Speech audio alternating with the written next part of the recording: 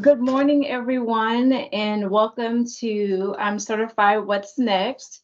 I'm Dr. Portia Jackson with the City of Houston's Office of Business Opportunity, and we are going to go ahead and dive into the workshop. Just a few housekeeping notes as we get started. To remember to make sure that you are on mute unless it's your turn to talk so that there's no background noise so that everyone can hear all the information that is being shared. Feel free in the chat to type your questions for the presenters that are going to be speaking today, and they'll answer those questions.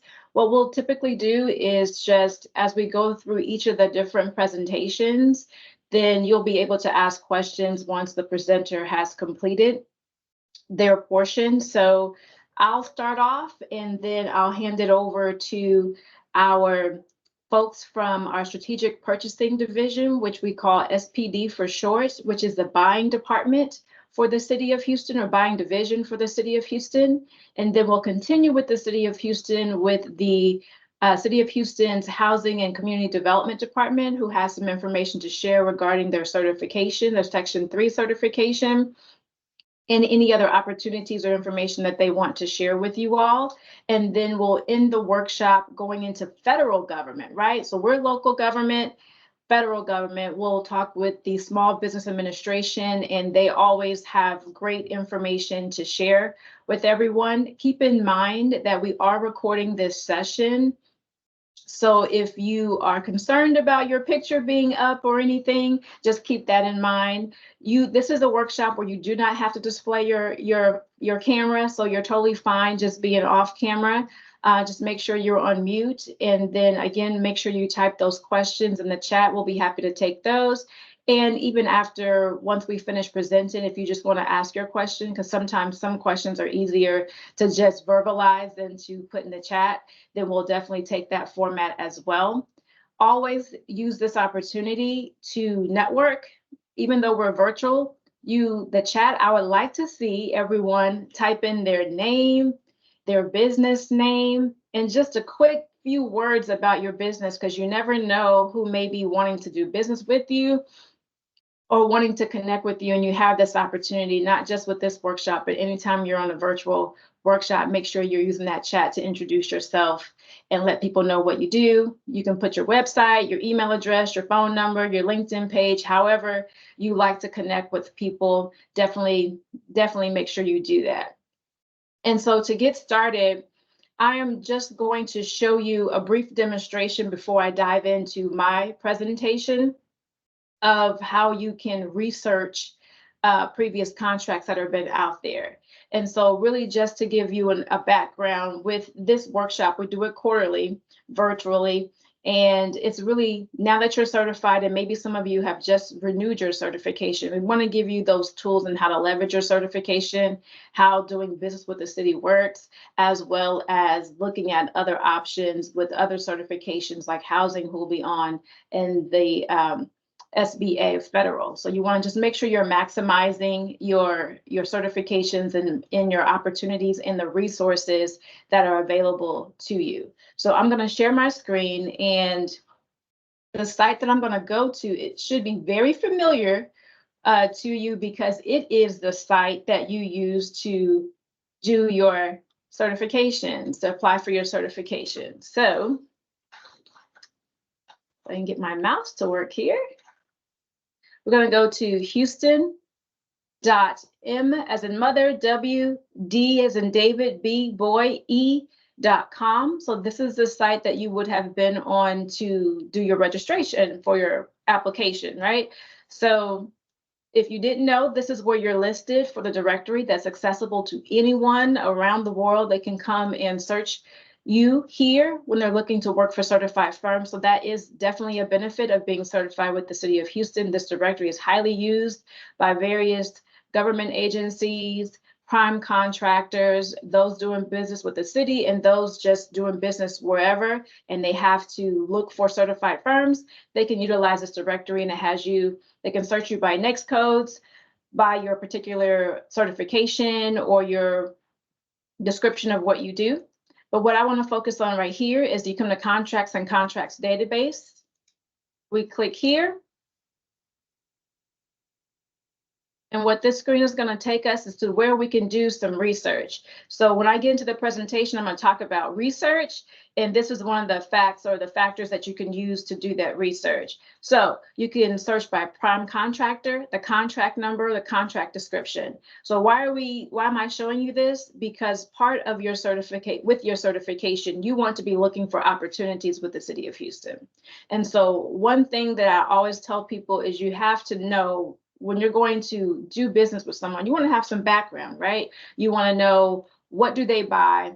How often are those buying patterns? And who am I in competition with? And so this is one of the resources that you can use to do so. And so if you have the contract number, per say that maybe you saw a bid that was up and it was awarded and you want to know more about that contract, how was it? If you have that contract number, you can do that. If there's a certain prime contractor and you want to know what type of contracts are they getting with the city or do they have with the city, you can search by them, or we can come down here to contract description. And so I'll just take the one that's saved from me helping someone is apparel and uniforms. So we'll click here for in that business. We'll hit search. And then it'll bring up a little something like this, as they say. So one will have a contract number, which we'll click on in just a second, but you'll also be able to see who are the prime contractors. And so those folks are in bold here.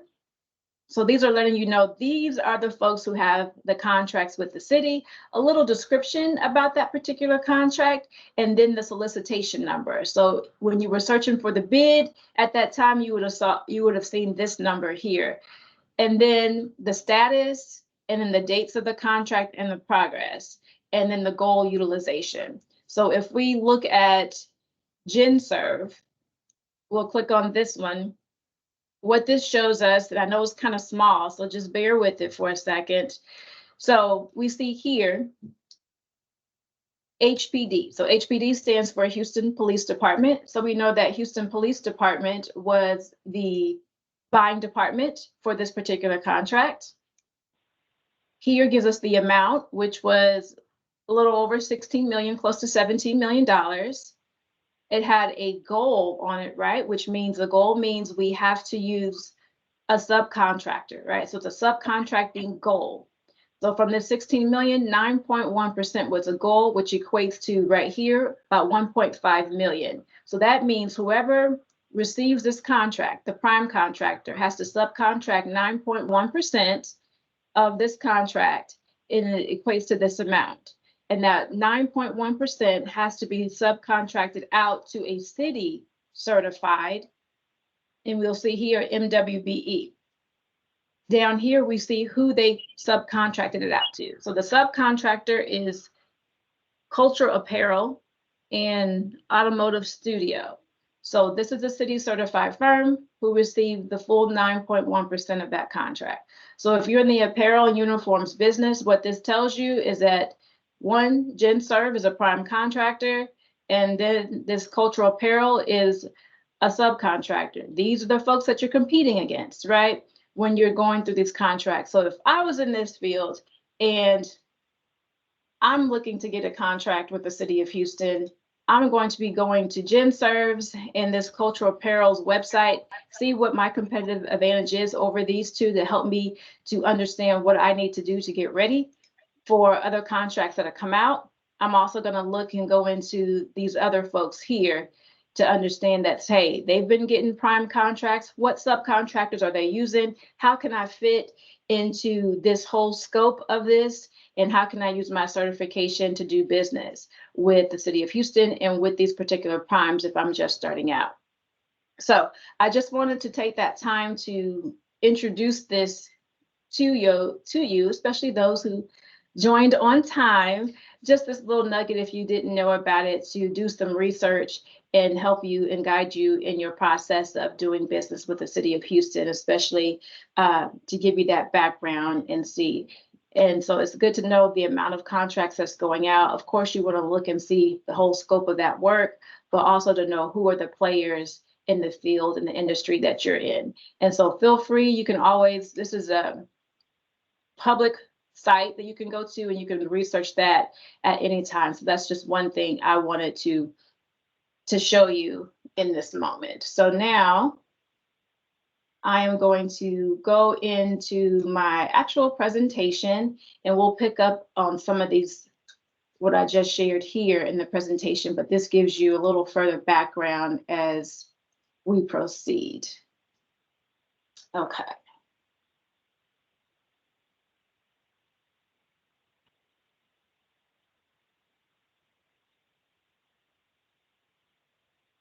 Give me just a second here.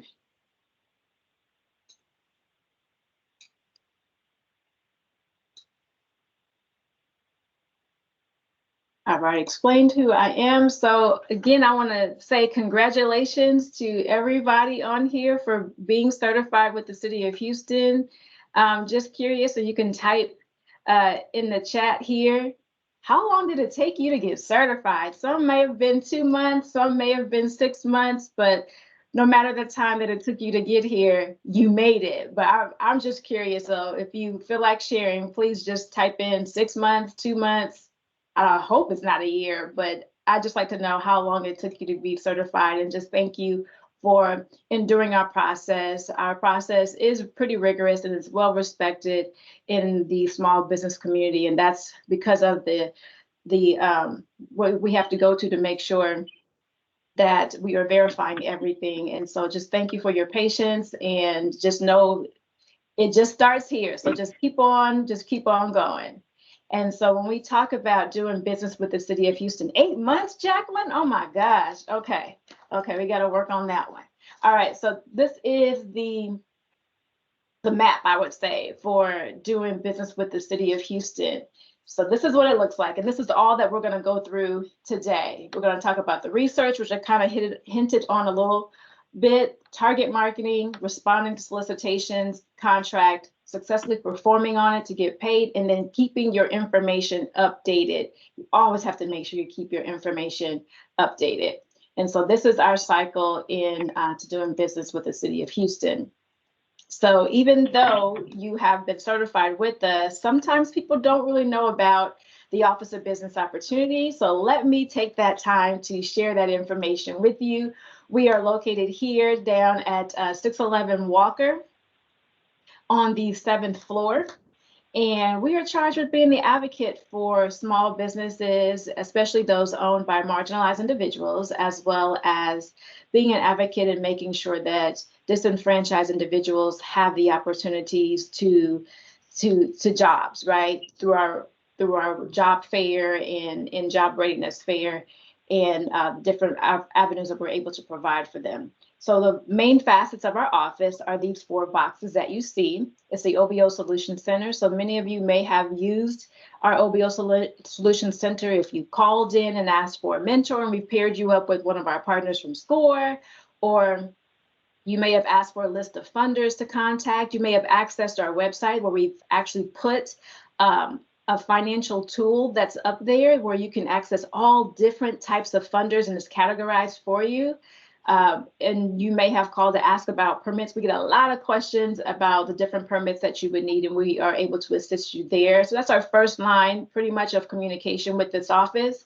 Of course, you've interacted with our certifications. We are the certifying agency for the City of Houston, and which means, and many don't know, we have over 5,000 certified firms, which makes us the second largest certifying agency in the state of Texas, and number 1 is the state of Texas. So we're really proud of what we're able to do with the certifications. It's because that we're well respected with our certifications, and then for you as business owners being certified by us and going out there and getting the work, you're helping to create a great atmosphere and making you primed candidates for being connected and being selected for opportunities, because you guys are going out there and performing well on different contracts with various agencies, public and private.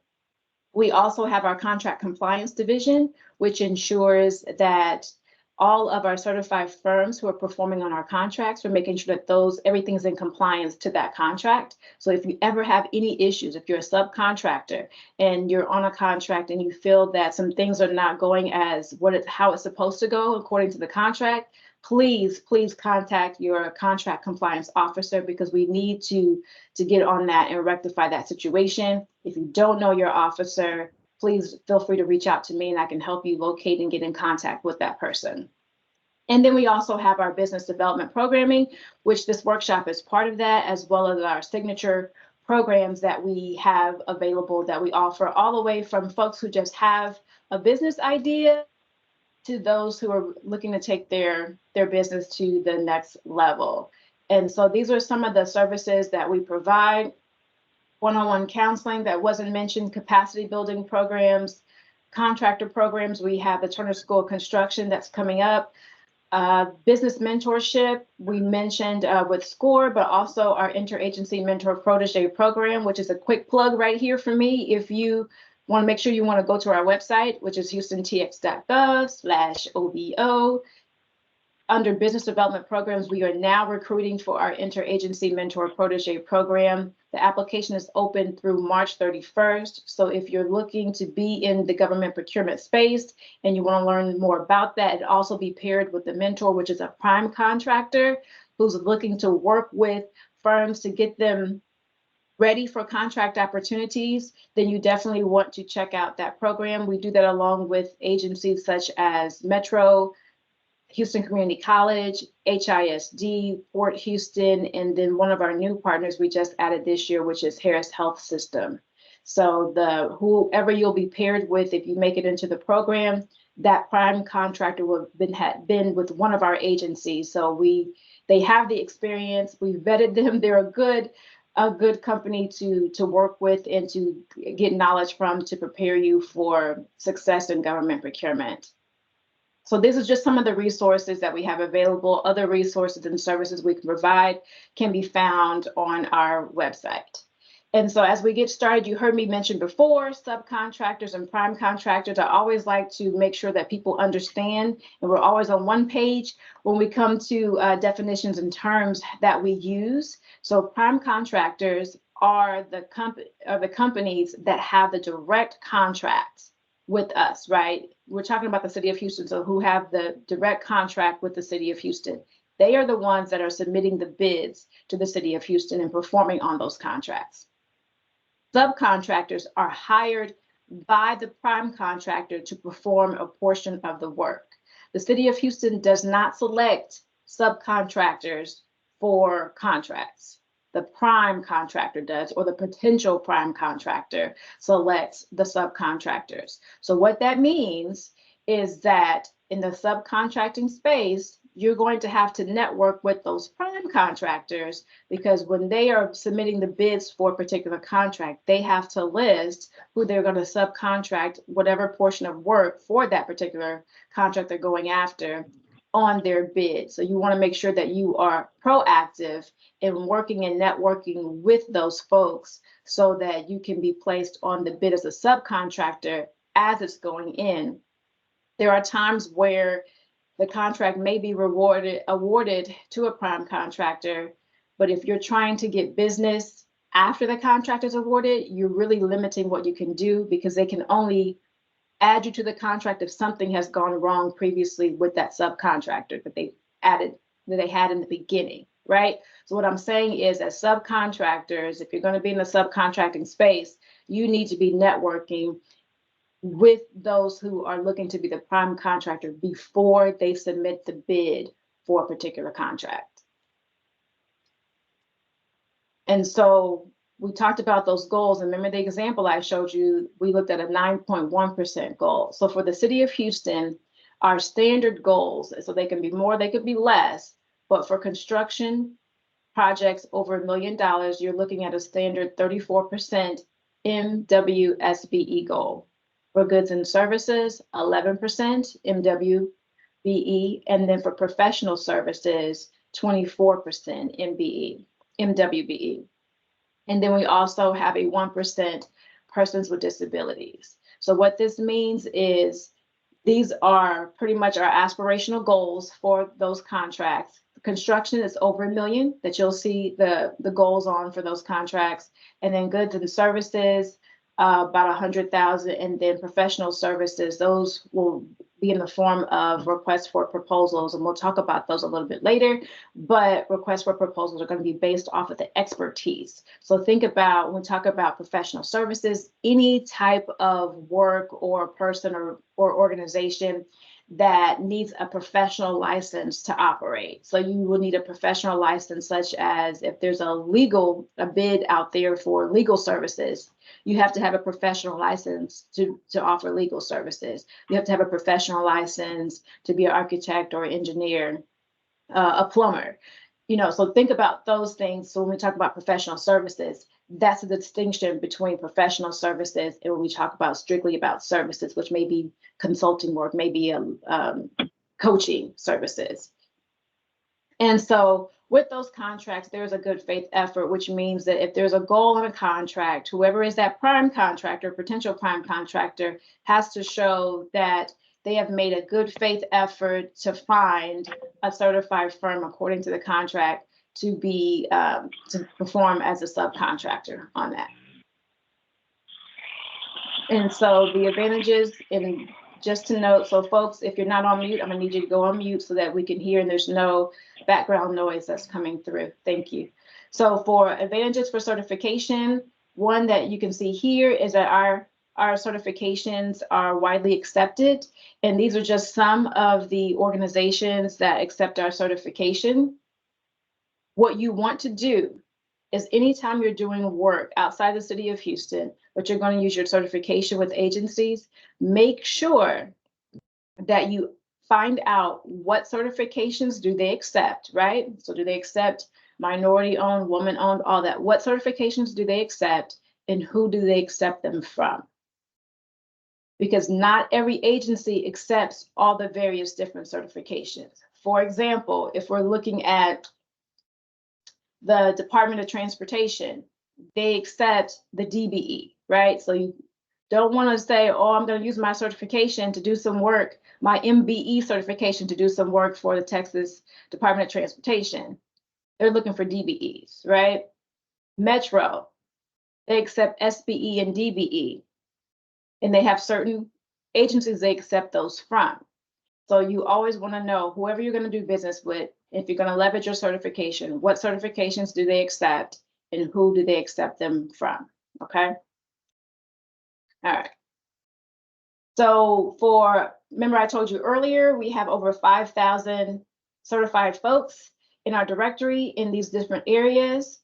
And right now we're in fiscal year 24, and this is through September. And you can see the amount awarded so far is over $121 million to certified firms. And the average amount for the vendor is about $389,000. I show you this chart because when we're talking about the research, this is part of it. You can find this chart and some of the other ones I'm going to show you on our website. When you click on reports, it'll bring up a full report. What you want to do is utilize this to understand and get your background as you approach to do business with the city of Houston. So this is letting you know how many other firms are certified in your particular areas and the usage for these particular contracts. So for instance, if you're saying, oh, the average of $389,000, that's not enough money for me and my business, then that kind of lets you know, help you to make your decision if you want to do business with the city and if this is an opportunity you want to pursue. So that's just a way that you can utilize these charts and this information that we have that's available on our website to do your research. You can see here we have this chart listed by primes, prime self-performing. What this means is that on a contract, so let's talk about the contract that we saw before, that we went through, the 9.1%. So that particular company that had the prime contractor, that was a prime contractor, if they were a certified firm, they could self-perform up to 50% of that 9.1%, and then they would have to subcontract out the remaining balance. So if we just look in general terms, if they were a certified firm and they were able to, they would only have to subcontract about a little over 4% of that contract instead of 9.1% if they were a certified firm. That's what self-performing means. And then you have this broken down into subcontractors as well as PO and P cards. P cards is just another word for procurement card, which means credit card. And we are currently at 30.2% in utilizing our certified firms. And then these charts will show you is the breakdown of the 3 different categories that we just saw: construction, professional services, and goods and services, with ethnicity and the contract amount. And then down here, just strictly by ethnicity, and we have women here as well. So this will help you to do your research and understand a better background of the area that you're getting in when you're doing business with us. So one of the first things we always want to make sure, and if you're certified, you should have this vendor number. If we skip this for some reason, please make sure you go back and get this. This is the vendor number. So anybody who does business with the city of Houston must have a vendor number. I don't care if it's just one t-shirt you are providing for us. You must have a vendor number. You must be a registered vendor to do business with us, no matter the scale, no matter whether you're certified or you're not certified.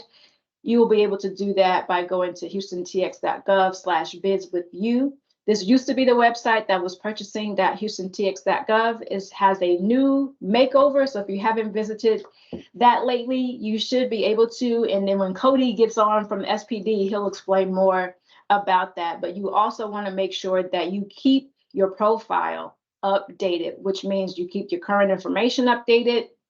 You keep those NIGP codes updated, because you always want to be in the know of opportunities, and you don't want to miss out on opportunities because you don't have the correct or updated information about your business.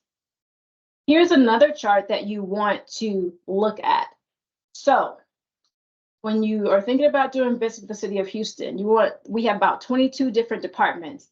Not all departments are going to be major buying departments. And I bring this to your attention because I've been in environments where people say, oh, I want to do business with city council.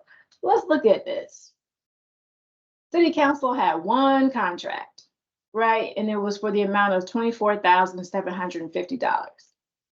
So what this shows you is, am I going to put all my eggs in a basket trying to do business with the city council just to get possibly one contract with them for this amount, right? So what this does, it lets you know the buying department, so it helps you to better research who's available out there and perhaps what services or goods and services or needs that they may be wanting to purchase and how often they purchase it. Again, you want to make sure that anytime you do business with the city or anybody in general, organization, even a person, that whomever you're doing business with, that you're not lowering your value, right? Because you're in business to make money, to provide for your family, all those different things.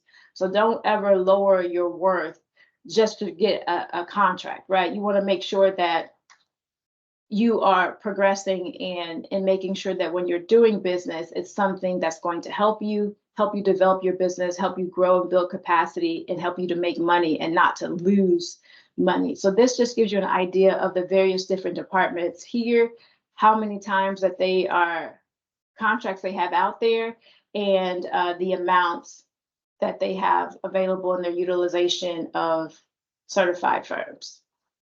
And again, this can be found in the same report as the other graphs that I showed you. And so we can see here our major buying departments are, look, the airport system, 322. We got fleet management. We got public works. So these are some major buying departments, and general services didn't have that many, but look at the amount that they had, and they are definitely a major buying department as well. And so general services, and I'm just going to go over a brief description of some of these major buying departments to give you an idea of what they purchase or what they're in charge of. So general services department, GSD, they manage all of the city of Houston facilities. So we got different buildings and things sprinkled around the city, and so they're in charge of that. So think about everything it takes to maintain those properties for the city of Houston. That's what they will be looking to purchase. And so we just have a few examples like natural gas and utilities, but also think about if you're in real estate, there's some property they may want to acquire or sell. Also think about the maintenance of those buildings, right? So that means you got to keep up the janitorial services, of those buildings and the grounds as well. Then we have Houston Public Works, HPW. This is one of the probably the most famous department maybe of the city of Houston, because this is, if you're in Houston, this is who you're paying your water bill to. These are the folks that you're seeing doing construction on all of the lovely roads that we have, and doing various different capital projects throughout the Houston area. And so Houston Public Works, I want to say they are the third largest public works department in the nation. So it's a lot of work that they're doing, and that they're purchasing and buying from businesses. Then we have the Houston Airport System. So they manage our 3 airports, Bush, Hobby, and Ellington. And so this will include not just the building on those particular airports, but it also includes on the inside, right? The maintenance and the janitorial service, the upkeep of those buildings, but also think about the concessions. So if you've ever wanted to have some type of concession, whether it's a restaurant, a kiosk, makeup, vending machines, all those things are handled by the Houston Airport System. And keep in mind that we do have a certification, the Airport Concessions DBE, and that will be a great certification for you to have if you're interested in doing business with the Houston airports. And then we have SPD, which handles all the other procurement for the city of Houston. Those departments we talked about would handle their construction projects over 500,000, but everything else is going to come through SPD, which is a buying division for the city of Houston. And when Cody comes up to talk, he'll talk about all the various different things that we buy and their processes in it. And so before I go to that slide, I want to just point out, with those divisions or these departments we just went over, and plus that chart that we saw, there's other departments that purchase. What you want to do is make sure that you are marketing yourself. So if you see any advertisements that those departments are sharing information or they're going to be there, if that's a department that you want to do business with, make sure that you're showing up to meet those folks. Also, you could go to the Houston webpage, houstontx.gov. When you go to the Google search, you can put in departments and directors. There will bring up all the different departments with the city of Houston, and it will have the contact information, including the website, the director, and their contact information. So for those smaller purchases that you may want to make and build a relationship with those departments, that's your key and access to do that. Look at their web pages and get a sense of what that department does, so that when you're approaching them and when you're approaching doing business, you understand whether or not they purchased the items that you have, the goods or services that you provide, and then you can begin to anticipate what their needs are. So that will just help you in your research process and help you give an advantage. So when you may see them out, then you can ask them specific questions. And when you are able to ask specific questions, that can get you a lot farther than just asking general questions that may be accessible to everybody. You can really get into those questions and get the answers that you need to help you to build your competitive advantage and go further. So our next checkpoint is just making sure that you are aware of the opportunities when they go up for bid. So you'll see them Fridays listed in the Houston Business Journal, Sundays in the Houston Chronicle, weekly on the Municipal Access Channel. If you're part of our e-blast, you'll get them every Monday morning, which will include the bids for the city of Houston, the bids for our partners. So think about the Port, Metro, City of Missouri City, a whole bunch of other folks post their solicitations. State organizations also post their solicitations in our e-blast, as well as you'll get another category of networking events and opportunities that are available for you to attend and begin to get out there and network and meet with folks. And then also, you want to make sure that you pay attention if you're in the A&E area of the Public Works site that they have specifically for folks in architecture and engineering and looking for those opportunities.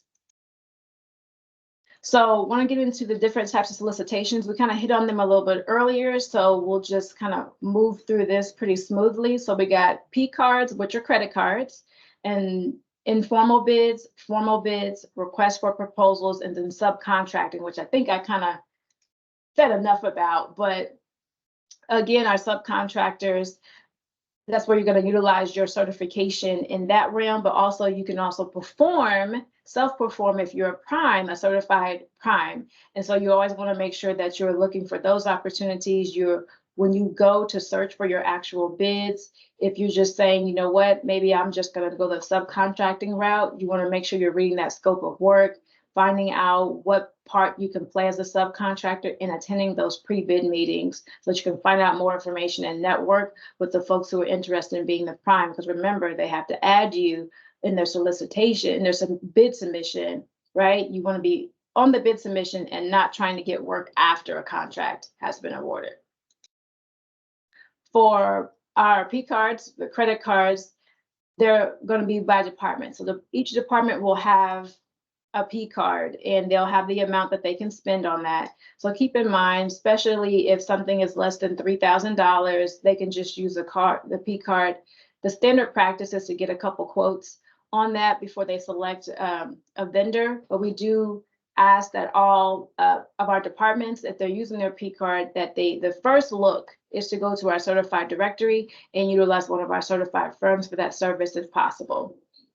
And so if you're in the space where you provide goods or services that are less than $3,000, then you want to utilize that website that I shared with you to really begin to look at the different departments and reach out to them and know more about what they may need or purchase, or what they have coming up, so that when they are looking, maybe they're getting new employees in that department and they got to have their department t-shirts, or they're having some special event and they need t-shirts, and you provide t-shirts, and you want to know about that, because then they could just hire you for that, and you provide the t-shirts, and they can take care of that with a quick credit card. They don't have to put that up for bid. They can just access you, pay you with the credit card, and then, hey, there you go. You've had a city contract, right? You've been able to perform a city contract, and you can use that when you're going and as you build your business and you're looking for other business. You can say, I worked on a city contract because you provided those shirts for the city of Houston. Okay, so then we go to informal bids, which are up to over $3,000, but up to $50,000, and you will see those posted on the website, which is used to be purchasing, but it is houstontx.gov/bids-with-Hugh. And you'll see those informal bids listed there. I tell people I'm really proud of the city because we've been posting more of the informal bids. Around August or September, you'll see like there was a bid for a Christmas tree that was needed for the mayor's party. You'll see other contracts that are available. So if you're just getting in the contracting space, procurement space, and you want to be looking at those informal bids as opportunities to start working on city contracts and doing well and building capacity and kind of getting your feet wet and knowing how that process works, so that you'll be available and ready when you have the opportunity to go for those large contracts, because you've done the smaller contracts to get you ready, and you know the space. And then we have formal bids, which are over $50,000. And you'll also see those posted on our site. And again, if you can look at those various different areas that I've shared, the Houston Business Journal, all of those, to find those bids as well. And if you're on our e-blast, you can definitely be able to have those come to your email inbox every Monday. And so again, you want to make sure that you are attending those pre-bid conferences to learn about the specific requirements. This gives you the opportunity to actually ask questions. The buyer will be there. Typically, your contract compliance officer will be there as well. So you want to go through that contract before attending the pre-bid conference, so that if you have any questions, you can jot those down and be ready to ask those when you come to that conference, and making sure that all of the questions you had about that that particular solicitation, you get those answers. So you know how to prepare your bid, or you know how to move into network with the potential primes if you're looking to be a subcontractor, and knowing what space you're going to operate in should you get the subcontracting opportunity. Let's give them a round of applause. And then we have the RFPs, which, so folks, make sure you're muting your lines. I'm getting some feedback. Okay. So then you have the RFPs, which are based on the professional licensing that we talked about earlier, and you'll see those, and those operate the same way. Make sure you attend those pre-bid conferences and looking for those different advertisements. And then we already talked about the subcontracting and what you need to do for that. And so when you submit your bidder proposal, and it's done online, make sure that you submit it on time. If you don't submit it on time, then you have just disqualified yourself for that bid. If you're unsuccessful, you want to keep trying. This is, you need patience. When you're looking into government procurement, it's not going to happen right away. It does happen for some people, but those are the exceptions. But you want to make sure that you're being persistent, you're out there networking, you're out there doing your research so you know what's coming down the pipeline. But also, if you do submit a bid and it is not successful, know that you can always contact the city secretary's office to review the winning bid submission, which I highly recommend people to do, to make sure, so you can see what a successful bid looks like. And then that'll help you to tailor yours for the next time it comes up. And you can actually do a open records request, and you can do that on the HoustonTX.gov/bids-with-Hughes site that Cody will give you more information about. It has a lot of information that you can access that will help you through the entire procurement process. And so what happens is, once the bid goes out, the bids are submitted, those contracts, those submissions are received, and they're acknowledged on I believe, a weekly basis. And I think Cody might be the one that actually reads those or opens them. But anyway, and then you can see here, one thing to keep in mind, if anybody on here is Hire Houston First, if you have that designation, then this is where this is going to come into play. So if, just say I'm a prime contractor, right? I submitted my bid and you submitted your bid from it. However, I'm located in Beaumont and you are here in Houston. If all things are equal, then and maybe you're just a few percent higher, maybe you're 1% higher than I am on that bid, because you're Hire Houston First, then you would have the priority of being awarded opposed to me, because I'm not local, because I'm in Beaumont and you're in Houston. So that's where that Hire Houston First designation comes into play. So if you don't have that, then you want to make sure that you go ahead and complete that process. So that'll give you an advantage too when it comes to contracting. And then we make it to our contract compliance division, which is ensuring that all of the contracts that are certified firms that are performing on city contract, that everything is going into play. So they're going to offer various different trainings to departments to help them with that, but they're also going to come out and they do on-site interviews to make sure that the folks that are supposed to be working on there, on that particular contract and performing the work, those are the folks that are supposed to be on there, if you know what I mean. And then they're also looking at prevailing wages and making sure that everything is in compliance in regards to the work being done for that particular project or contract. And then there's also pay or play. Our office has that here. And so basically either you pay or you play for contractors. So it's about health insurance. So either you pay into a pool to make sure that everyone have access to healthcare, or you play where you're already offering the healthcare services to employees. And that POP program, if you have a contract that you're on and it applies to that, then that will have all the information. Those solicitations will have all the details of the contract. I want to contracts are kind of like fingerprints where they're not all the same. They're all going to be different. So you always want to make sure that you read those solicitations thoroughly, because that's going to let you know the lay of the land for that particular contract that or solicitation that you're looking out for. And so this screen just shows you the important websites that we pretty much went over today. Our website, SPD's website, Public Works and GSD, and the airport systems websites to look at. And then I need to add that for the next time. But remember, you can always go to houstontx.gov, go to that Google search engine, put in departments and directors. So for those folks who are able to provide products or services less than $3,000 that can be purchased with the P card, you want to make sure that you access that web page, look at those different departments so you can see who may be potential clients for you as far as the city of Houston. So just keep that in mind. Also, we have a video on our website. This is in that little green box is a link to it, but you can also just go directly to our website and you'll see it highlighted, contractors, procurement 101. And what this will basically do is just sum up everything that I did, just told you about, but in videos and in short videos, like animated videos. So if you want to go back and revisit some of that information, you can. I do have to warn you, since SPD has updated their website, this particular training has not been updated to meet their new website yet, but the principles and the content of it is still the same.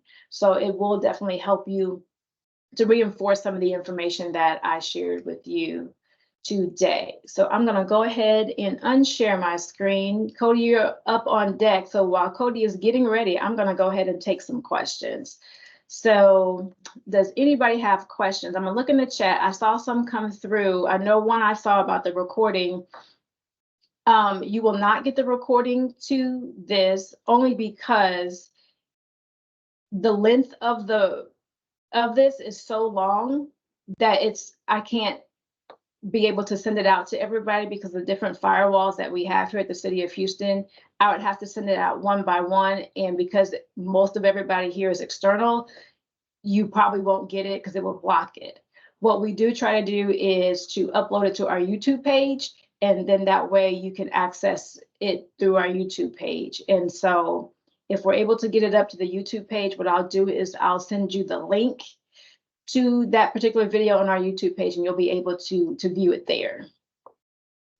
Another question is how to get a mentor with SCORE. If you want to just send an email to OBOS as in Sam, C as in Charles, at houstontx.gov and say you want to be paired with a SCORE mentor, then someone will reach out to you and get you paired up with the SCORE mentor. Let's see. The website for the question was, what's the website for informal bids? So informal bids, formal bids, and RFP, they're all going to be located on one website. And Cody put that in there, bidswithhue.org. You can see that there. Also, houstontx.gov/bidswithhue will get you that. So the same place where you went to register to be a vendor, the same place you go to search for bids, the same place you go to update your vendor profile, same website. It's all going to be right there for you. I'm trying to see if there's any other questions in the chat. Thank you to those who did introduce yourselves. Appreciate it. Oh my gosh, somebody took them a year. Dominic, it took you a year to get certified? What's up with that? Okay. We got to work on that. And then, yes, Lewis Butler is great. I'll be happy to tell him, Miss Tiffany, that you shouted him out. But are there any questions? Does anybody want to come off mute and ask any questions before I turn it over to Cody? Thank you, Emmanuel, for sharing your information. Emmanuel is here with Manny's Crane and Rigging Support, a crane and rental company.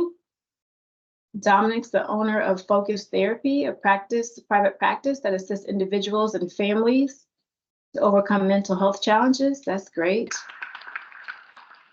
I know personally how. Delphina, do you have a question? I see you came off mute. Quality healthcare And if there's a traumatic situation. Okay. Anybody have a question?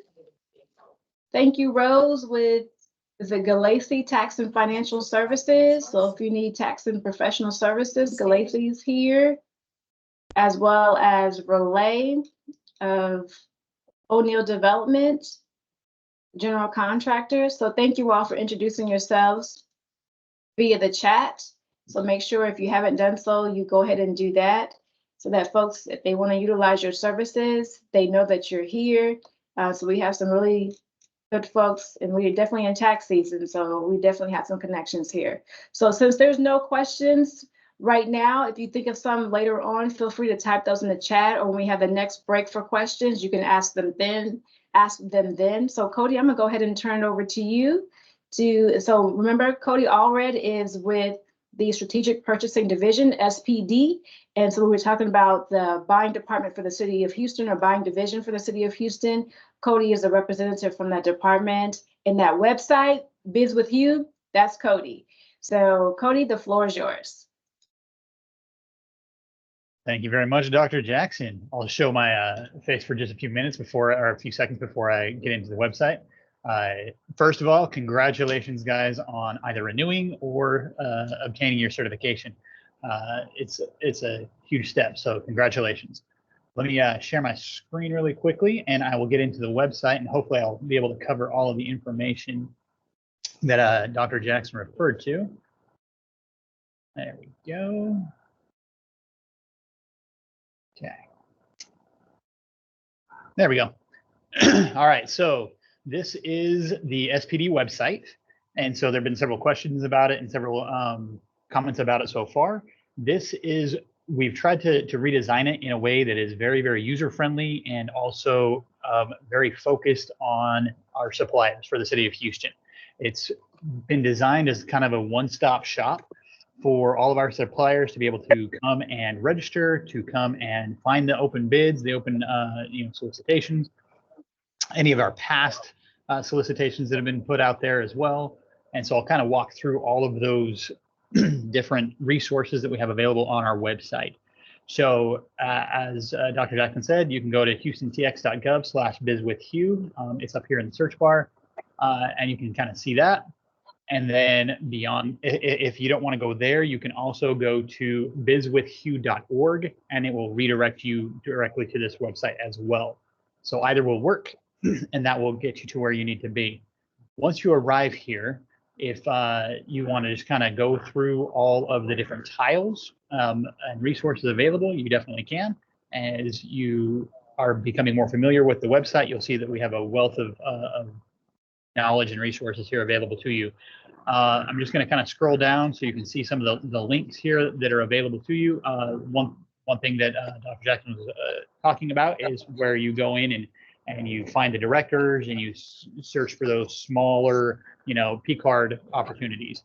We have our employee directory and also our chief procurement officer information right here available. So just kind of like what she was referring to, you can go to the different department websites and find that information. That it's pretty readily available.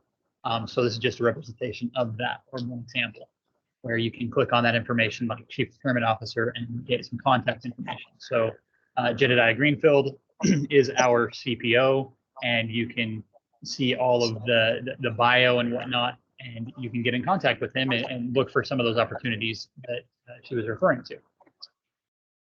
Just go back. We've got our link to the different bid laws. I can hear a little bit of feedback, so if you can come in and put yourself on mute as you come in, we'll put some of that feedback. Once again, we have the employee directory. You can kind of go through. As I said before, it's relatively user-friendly, and so you can see exactly what you're looking for. Here is also our contact information. You'll want to note these two in particular, the supplier help desk, as you are new suppliers or renewing suppliers. Those right there are the two best sources for contacting SPD, either through the phone number here or our email at houstonpurchasing@houstontx.gov. That will get you to where you need to be as far as communicating with SPD. So just walking through some of these tiles for you. So here's our supplier registration tile.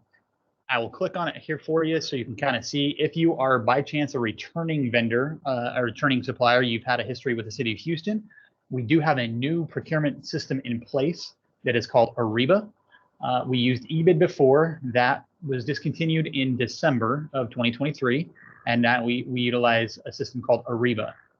So if by chance before December you were an eBid user for the city of Houston and you have not registered with our new Ariba site, you're going to want to do that as a returning vendor or a returning supplier.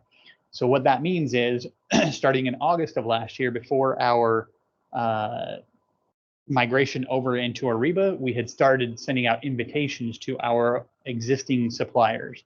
And so if by chance you are an existing supplier and you did not receive an invitation, what you're going to want to do is come to this tile, read some of the instructions, and essentially you're going to want to email Houston Purchasing at houstontx.gov with the most up-to-date contact information, requesting an invitation be sent to your email again.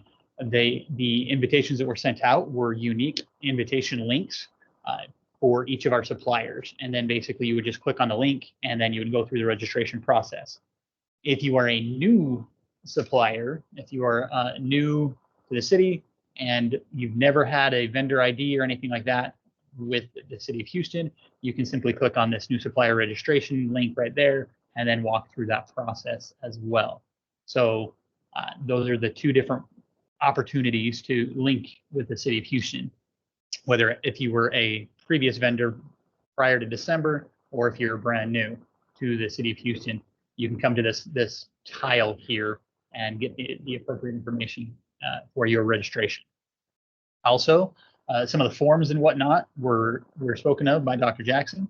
You can come here and click on the supplier forms and scroll down, and we have several different links. So here's your W-9 that was referred to. You have a link here that you can just simply click on it, get the blank form, and it's a one-stop shop for all of those different forms that may be required for the city of Houston to be able to do business with us. Similar, some drug forms, the insurance forms, whatnot. And you can scroll down and once again, pay or play. We work quite hand in hand with OBO, and so we try to link to their website as often as possible because this is a partnership definitely. And so the pay or play forms are available, the Hire Houston First forms, and we link right directly to their website as well. And so same kind of a thing. It's a one-stop shop. We're trying to make sure that everything is as streamlined as and as accessible as possible for all of our suppliers, whether they're new or returning. So this is the link right here, this bid search tile. This is what Dr. Jackson was referring to when you're looking for the informals, the formals, as far as the solicitations or bid opportunities. You're going to come to our website, this Biz with Hugh, scroll down to the bid search, and simply click on that tile. And it will open a separate page for you. It does take a little bit of time to load on occasion. And this is our new Ariba powered bid search page. So if you were previously working with eBid, this is essentially what we've migrated into or migrated over to. And so in order to search your bids or open bids out there, all you'd have to do is scroll down and look for any of these opportunities that are available. These are all of our open bids. You can see that there are 179 opportunities currently on this particular website. Now, I will say that some of them have already closed. They are simply there as an archive. And you can also look and click. We'll just say that we want to participate on this Toyota OEM replacement parts and repair services. Simply click on it, and you would see the basic information. You would scroll down. If there are any scopes of work or any of the pertinent documents to this particular solicitation, they would be available right here to you. And once again, I haven't logged in at all. This is available to the public. You can get in here and look at and download these documents that are available. And then, as Dr. Jackson was saying, you do need to be a registered Ariba user and registered with the city of Houston in order to interact and to participate in a solicitation. And you also need to be a registered user in order to win that particular solicitation or bid. So in order to do that, you would simply click on respond to posting, and you would log in with your Ariba credentials, and you'd be able to see the documents and all of the different bid line items and everything it is that this particular solicitation would entail. You'd be able to participate in each of the line items and download that information to have. Okay, so this is just one example of what it would look like as far as getting into one of the open solicitations and seeing the documents available.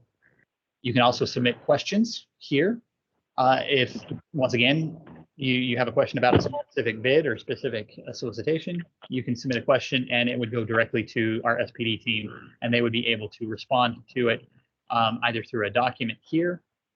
That way it's all public information, or they may be able to respond to just briefly right here in this particular box that wouldn't go public. So no, basically, so confidentiality is maintained. You may have a response here in this box, or as what we call a letter of clarification, where it's available to everybody as, you know, we've received several questions about the same thing, and it would just be uploaded as a document that you would be able to read. So I'll go back to our site here.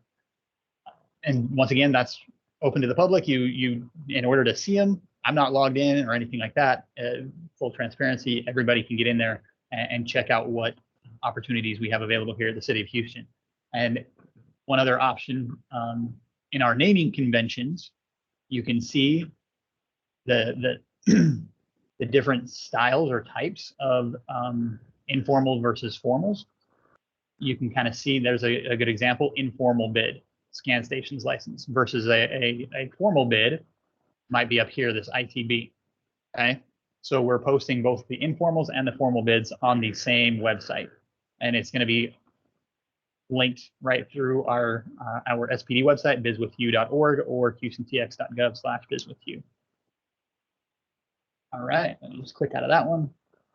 And then, like Dr. Jackson was saying, on Thursdays at 11 a.m., every Thursday, we open our bids. And same thing, one-stop shop. You're going to click here. Let's just say you participated in a bid and it's closing today in 29 minutes, 28 minutes. Or it's going to be read. It just closed at 10 o'clock and it's going to be read at 11 o'clock. So you would come to this particular link right here, and it's done through a Teams call similar to what you're doing right now, and it's open to the public. You would simply click on that, and we will read the bids that close that morning. You are correct, Dr. Jackson. I am one of the ones that has the opportunity to close out the bids, and on occasion I may have the opportunity to read them as well. And so it's generally a very, very brief meeting. You're going to hop on right around 11 o'clock, and it generally, depending on how many bids we have closed that day, takes about 10 to 15 minutes, because we repeat the bid opening several different times. That way, if anybody logs on late, then they do have the opportunity to hear it as well, all of the bids opened.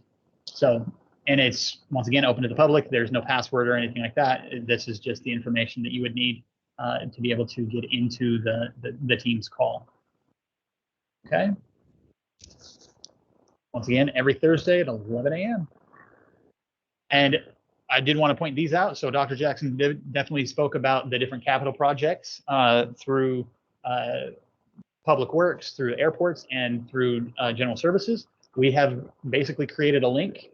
Once again, one-stop shop.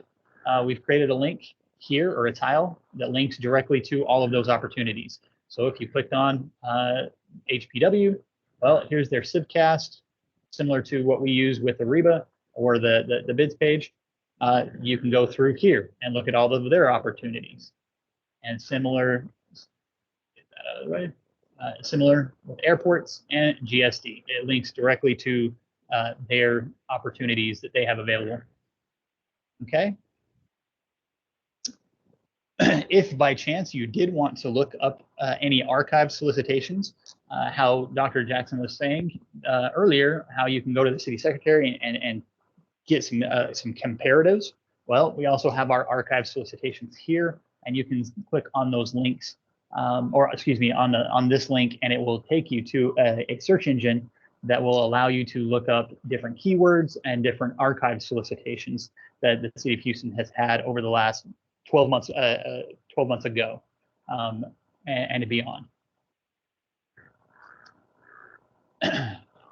Once again, like I said, we do work with OBO, the Office of Business Opportunity, hand in hand in quite a lot of respects. And so we have their site here linked as well. We do have a City of Houston procurement plan that tile. I'm going to scroll back up to our supplier engagement in just a moment. That's one of the things that I have the opportunity to help run. And so I'm going to kind of save that for the end. So our procurement plan is as a City of Houston. You can click there for the current fiscal year. It gives different data points of what we're looking for. And then Dr. Jackson also referred to the open records request, excuse me. So we have a tile that links directly to that as well. Like I said, we've tried to make it as streamlined and as user-friendly as possible. And so all of our links are available right there on this particular website, and they link you directly to where it is you need to go for the other resources that we have available. I will tell you this, we are very, very much customer service oriented. And so we've included this, we want your feedback tile here. What you'd want to do is go ahead and just simply click this email, and it will open your email client, and it will email us directly. We want to know your feedback. As a supplier, we want to know how to improve not only our division, but also this website, the process in general. Our CPO, Jedediah Greenfield, he is very, very much customer service oriented, and he wants to know, and we as a whole team want to know your feedback. And so as you get in and you interact with the website, as you interact with Ariba, as you go through the different bid searches and the whole entire bid process, we want to know what worked, what didn't work, where we can improve, how we can be more transparent. And so we definitely welcome all of your suggestions as you get on and interact with our different resources we have available. Feel free to click on that email right there. It'll go directly to our feedback team, and we'll be able to take that into account as we meet, and we try to improve the process for our suppliers, because ultimately we don't function without you as suppliers. And so kind of what Dr. Jackson was speaking about earlier, you know, we here at SPD, if you look around the City of Houston, most of the purchases go through our division. Most of the things that you're going to see on the street. So, for example, I'm just looking out the window right now. I'm seeing some orange cones and barrels, and I just saw an HPD cruiser run by on the corner. And so all of those things had to be purchased, had to be bought at some point. And so that's kind of what SPD does. We make sure that the city functions and has the commodities at its disposal, including some of the services that you will provide from your companies, professional services, not just commodities that are being purchased. And so, like I said, we as a city, we can't function without your services, without your commodities, without what it is that you do. And so we definitely welcome all of the feedback available. So coming back up here, our supplier training and engagement tile. I did want to click here because this process with Ariba is new. It's a new system that the city adopted on December 4th of last year. So we're only about 3 or so months into it. And we are still, once again, working out some of the intricacies of it. And so once again, I would refer you back to that email address. We definitely want your feedback. But in order to make the transition a bit smoother, we've created a tile here for supplier training and engagement. You would click on this, and we do have some training opportunities here and some links. So, for example, supplier bid submission walkthrough. If you're curious on what it looks like, I will simply click on this for you. I took you to the bid search page earlier. Let me scroll up to the top. So, how to submit a bid as a supplier. So you're all new to the game of Ariba and what it looks like to submit a bid. If you've done eBid before, it's slightly different. Okay. So there, as I took you before to the bid search page, they're available at bizwithyou.org. You'd navigate to that tile, you would click here, and then you would simply find your bid of interest, what it is you're looking for.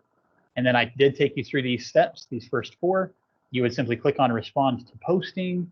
log in with your Ariba credentials, and then it drops you to a couple of different pages depending on what style or what type of bid you're looking at, and also what content that bid has.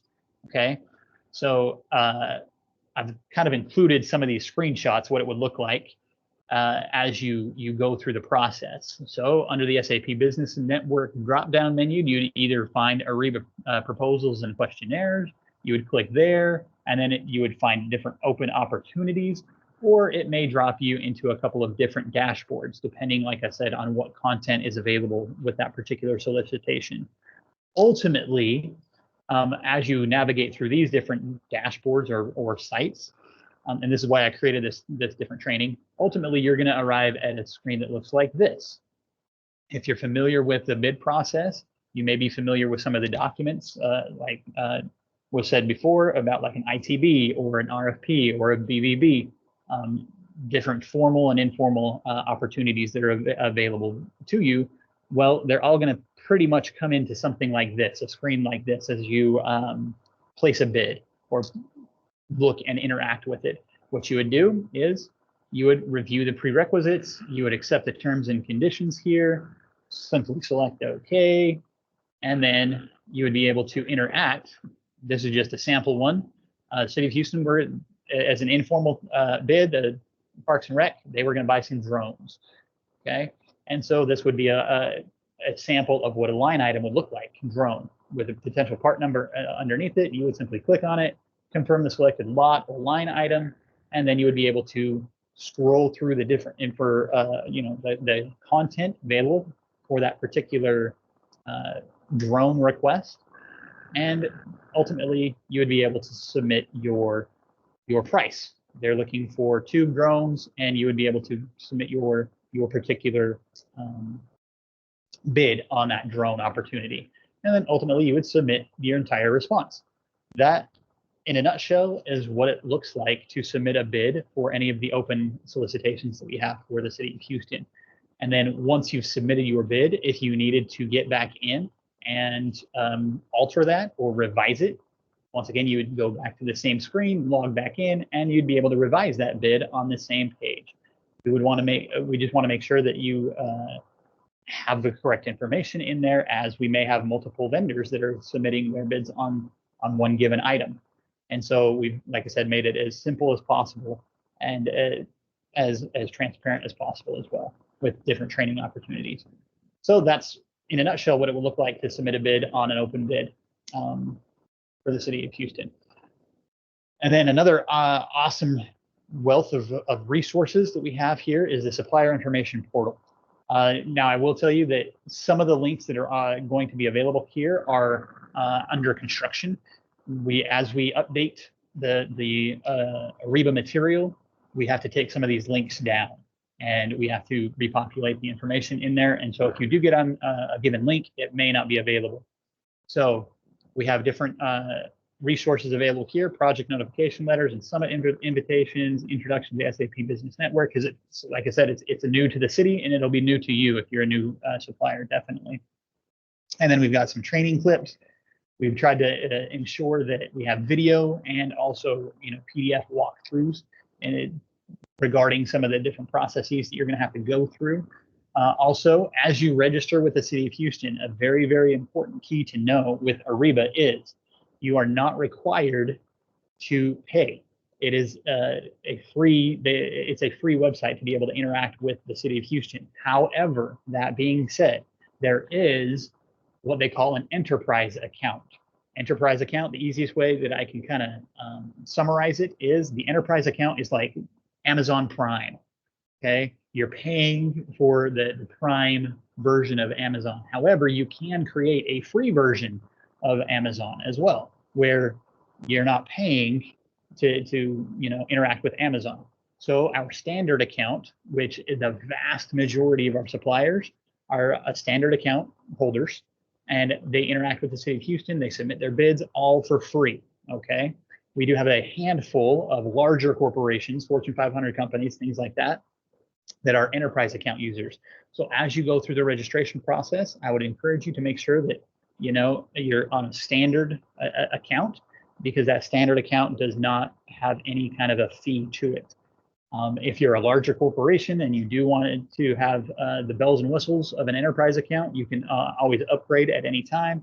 But once again, please know that this is a free account, or there is a free account available. And that is what the vast majority of our suppliers work with, is a free account, which is right here, the standard account information. I will click on this. Let's see if we've updated this. Yep, there you go. So this one right. You guys went to the AT&T store and they didn't do a test call? You can put yourself on mute, man. And he didn't do a test call before you guys left the AT&T store. Give me just a second. Mute this particular individual. Oh, beat me to it. All right, thank you. So this one right here, this is a supplier summit that we did for a standard account.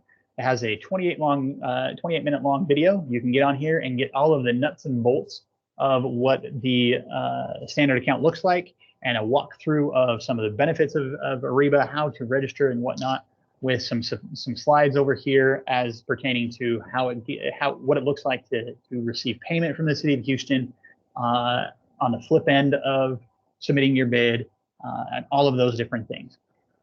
Okay. It is a very, very valuable resource. And then once again, we do have some frequently asked questions. You can click here and we have different pages of frequently asked questions and what it looks like to work with Ariba, with the SAP Business Network, and how to submit a bid. Okay. And there's one other one that I did want to show. It does say enterprise account how-to videos, but actually they're very pertinent to our standard account as well.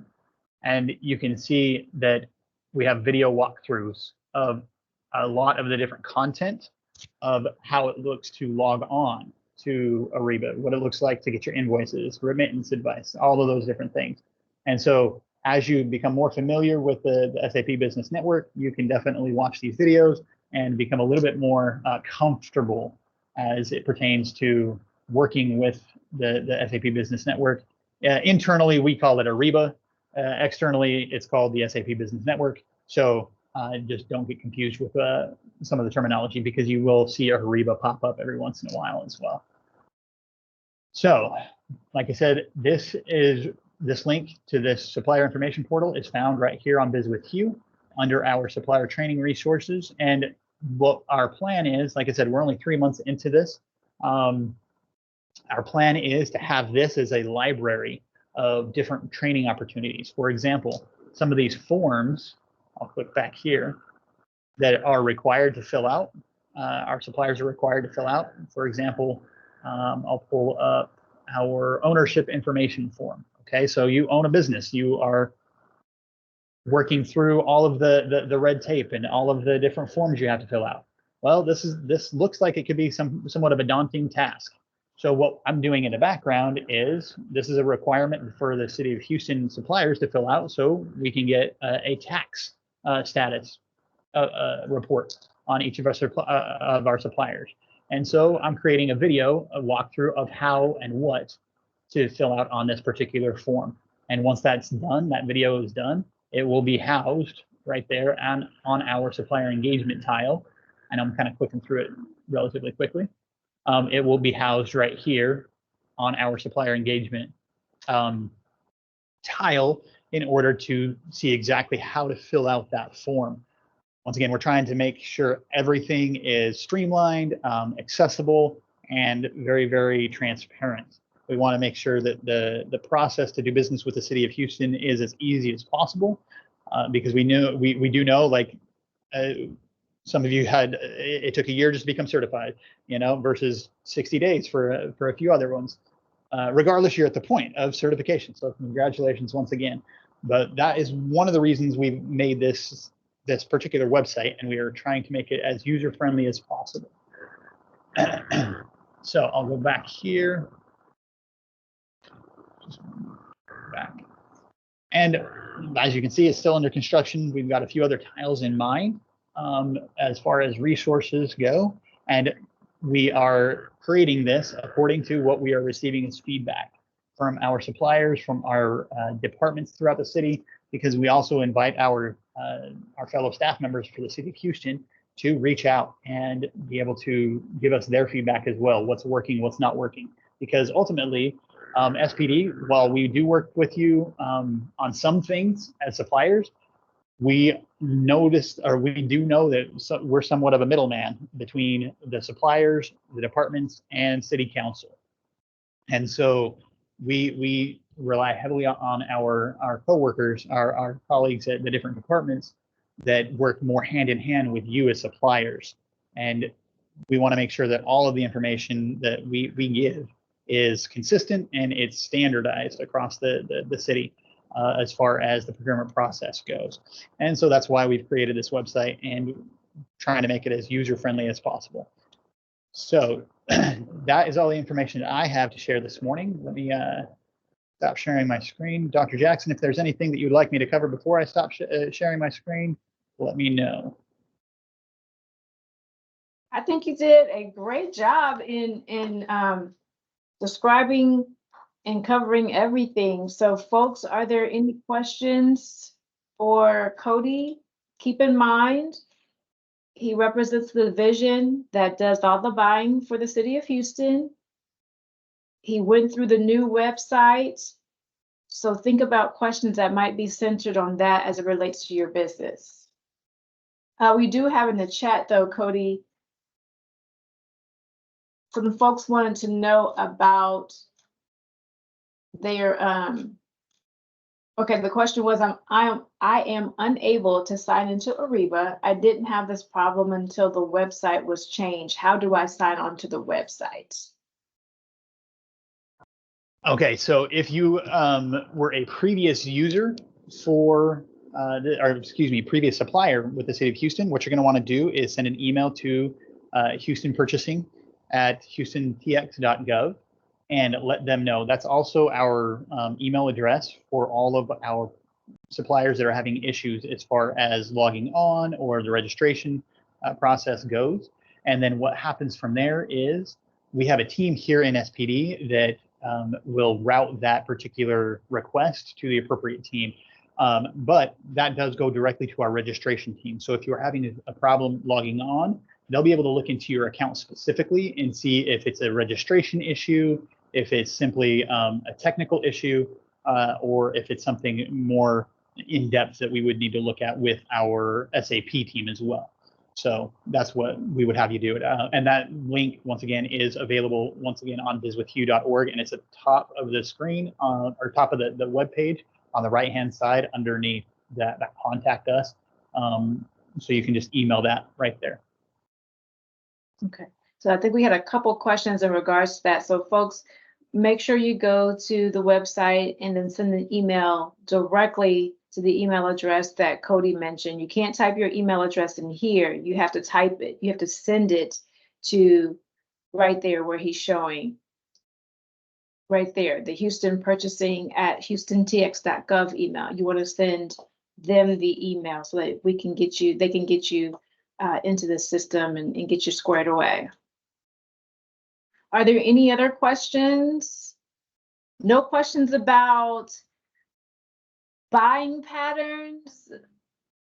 Okay, here's a question. I have a question about the ACDBE certification. Since I'm already MBE certified, will I go through the same process to get that one? It's going to be on a separate application, same platform, right? Same houston.mwdbe.com website, but then you're going to click on, when you go to the button on the side, on the right-hand side, new reapply, you're going to click there, and then you'll have the prompt for the DBE, ACDBE certification. You'll click that and start the process. The ACDBE and DBE certification is a lot shorter than the EB certification, but it is a separate application, and it has a shorter processing time as well. No questions about what the city buys or anything like that? Cody, you did an excellent job, so I guess you answered all their questions. All right, going once, going twice. All right, so we're still sticking with the city of Houston. So you heard from our department, you heard from the buying division. Okay, we got a question. about security guard services. So Sola, what's your specific question about security guard services? You are able to unmute if you want to, if that's easier for you to ask that question. And Yeah, then, thank you. there you go. Mhm. Yeah, it is a lot easier to do that.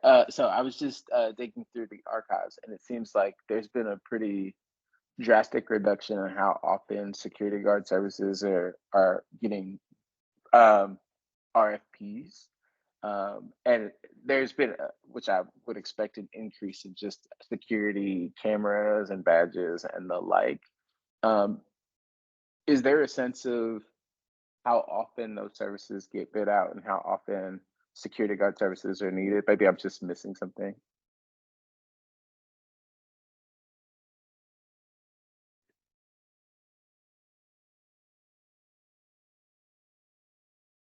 Cody, were you able to hear the question? Yep, I was just talking to myself over here. Thought I was, had my mic unmuted. Apologize. So basically, when it comes to the different services and whatnot, we definitely try to have the patterns available up on our website as well. As far as security services in particular, I haven't really researched into it as far as, that particular pattern of or decrease in those different services. I know that we do have different contracts, and those contract lengths will determine the need for different badging services or different security monitoring services or surveillance services. Oftentimes what the contracts will have are terms on them. And so it may be like Dr. Jackson was saying earlier, where you're going to be a subcontractor with a prime. That contract may be a 3-year contract with a couple, 2 years of additional possible term years as well. And so when you're looking at the pattern of the most recent bids placed on specifically that commodity or that service, you'd want to look beyond just the last, say, 2 to 3 years. You'd want to push it back, say, 5 to 6 years, because that will give you a little bit better understanding of how long a contract may last. Because if we've got a good service and a good contract with a company, they may opt in for those additional years on the contract. So that's what I would encourage you to do as you're looking through the archives. Look beyond just the last 2 to 3 years. Look, longitudinally as far as 6, 7, 8 years, as you can see through the archives, and that would give you a better vision of what those services would entail. Got it. That's super helpful. Thank you. And then the last question we have was, what is the city looking to buy now? And Cody was able to show us that website, right? That houstontx.gov, Biz with Hugh, or you could use bizwithhugh.org. And he showed us the box we could click on that said bid search, and that will give you all of the opportunities that are out now that the city is looking to purchase. So feel free to check that, and you can always check that at your leisure. I always advise people to check that at least once a week. You'll get notified with your NAICS codes or NIGP codes, but it's always good to go out and check it for yourself as well. And if you're on our weekly e-blast, then you'll have it sent to you every Monday as well. And so we're just going to keep on time. So we are going to now, thank you, Cody, for all the information you shared, and you have all his contact information and the website and the emails that he shared with you to reach out if you have any additional questions, or if you want to type them in the chat as they come maybe a little bit later to you. That's totally fine. You're welcome to do that. Now we're going to still stay with the City of Houston and move to our third department, which is the City of Houston's Housing and Community Development Department. And we have Tisha Coleman on, who's going to present that. And then after Tisha, then we're going to move into the federal space and hear from Winston LeBay of the Small Business Administration, which is SBA. So I see Tisha's camera is on, so she is ready. So Tisha, the floor is yours. Good afternoon, everyone. I'm gonna get this screen shared here.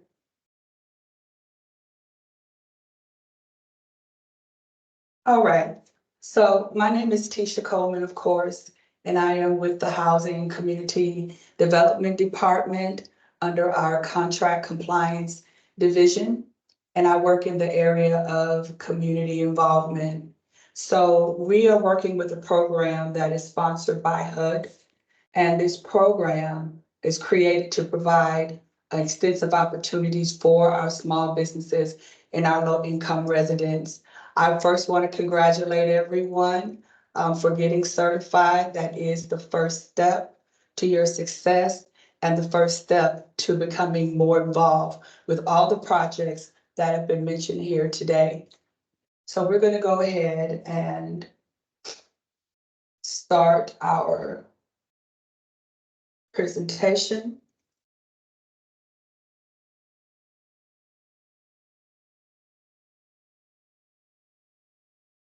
Okay.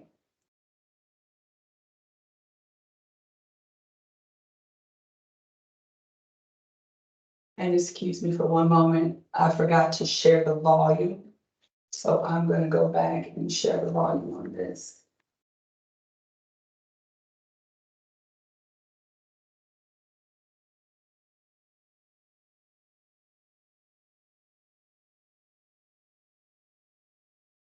Okay, so stop sharing. Share again. There we go. Include our sound. And let's try this again.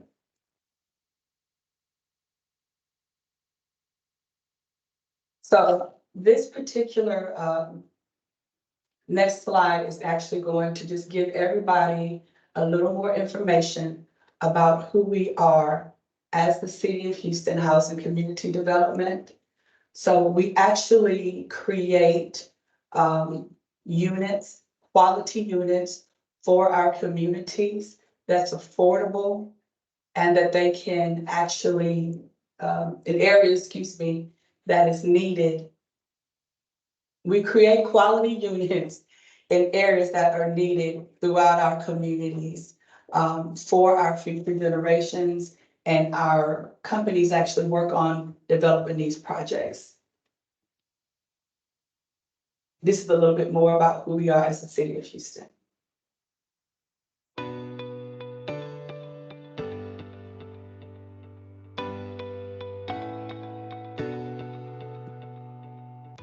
A lot of people are wondering, what exactly is the job of the Housing and Community Development Department?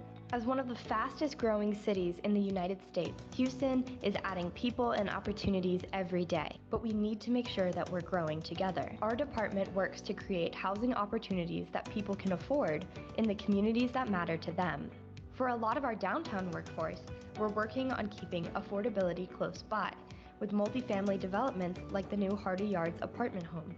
For communities that have spent generations here, we're stopping families from having to leave because of rising housing prices. We're building new homes in Houston's complete communities and repairing homes that have been damaged by wear and weather. We want our residents to have a safe place to live and gather their families. But community isn't just about the roof over your head. We also sponsor hospital branches, community centers, libraries, and more. We support the great work of organizations like Avenue CDC and Coalition for the Homeless, which are giving our residents the services that will improve their lives. We envision a Houston where everyone has a safe, affordable home in a community where they can thrive. For more information, please call us at 832-394-6200 or chat with us on your favorite online platform.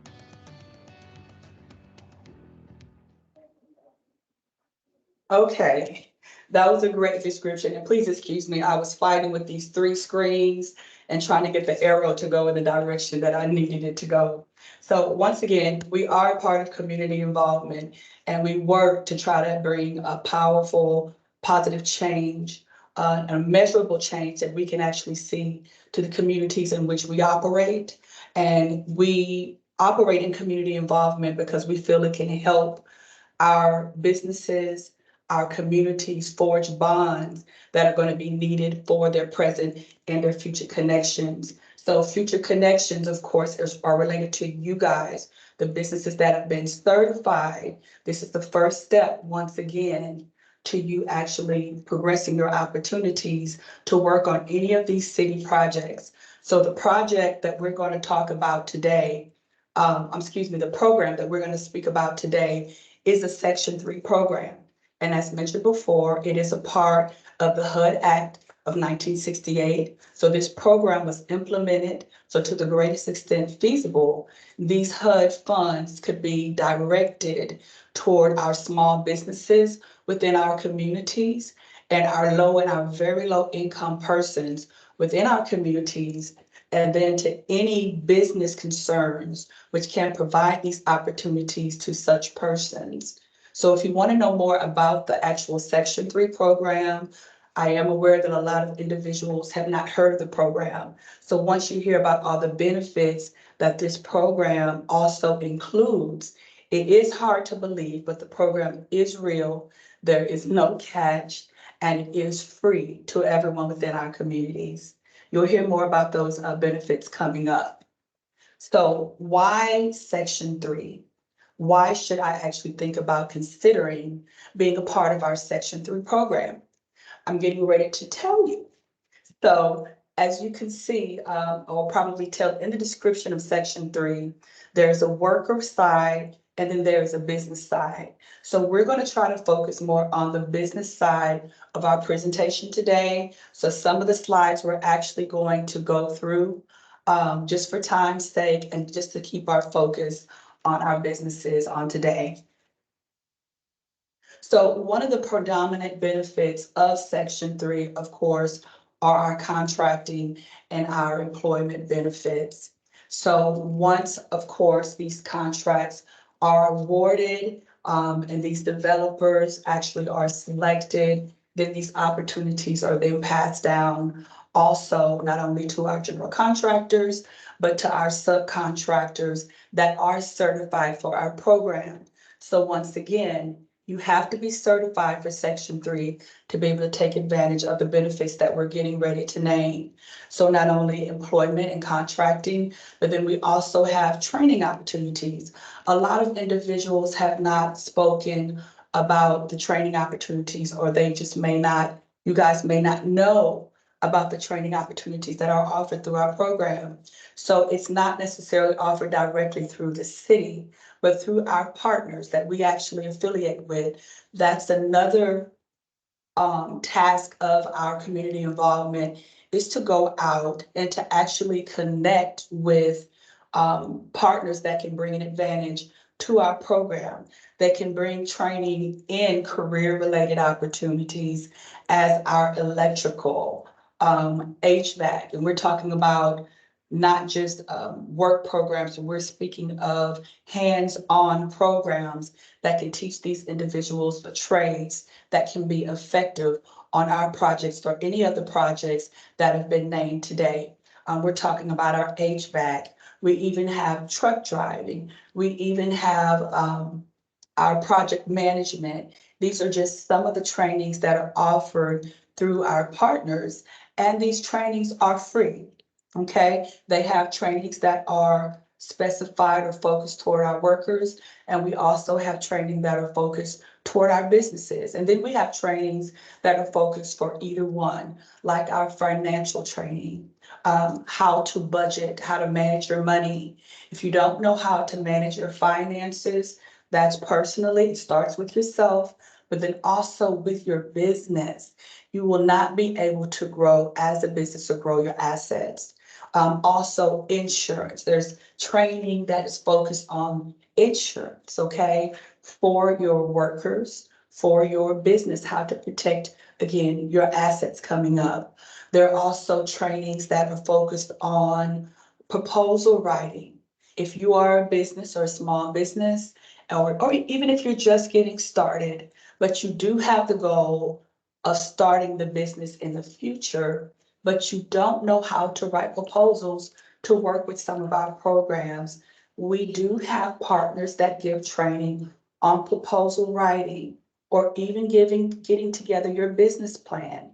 We have partners that will teach you how to get your business plan together and to get it tight so you can be confident to go out and actually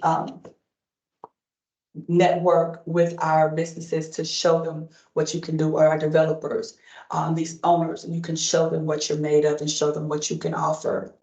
So another benefit is fostering these relationships through our community development projects. And again, in order to do this, you have to actually foster these relationships with our developers, with our GCs, these owners first, to actually partake of these projects. So how do you do that? You come out to our networking events. So once again, through our partners that we have, they have networking events every week. Some are in the morning, some are in the afternoon, and some are actually after hours. For those of you who work during the day, they do have networking events that start at 6 and then may actually go to 9 p.m. There are some conferences that actually may be in the evening for some of our related investors. Some of these don't start until 8 o'clock p.m. So again, if you are interested in just connecting with our contractors and our developers, our GCs within our communities, coming to these networking events, having your information ready, having your personal advertisement, your business cards, whatever forms or documents you may have, again, for advertisement, having that information accurate and ready and informative for these different constituents will actually help you much more than what you can imagine.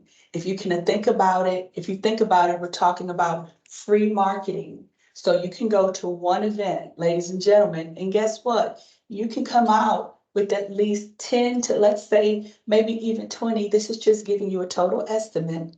It's going to depend on how much you network as well. But you can come out to, let's say, 10 to 20, maybe even 30 contacts within a 1 or 2 hour period, or let's say maybe even a 1 to 3 hour period. This is going to save you a lot of time and it's going to save you a lot of money. Okay, so get these connections, foster these relationships. One more thing that I want to mention in this day and time, a lot of times it's about who you know. You can have the skills.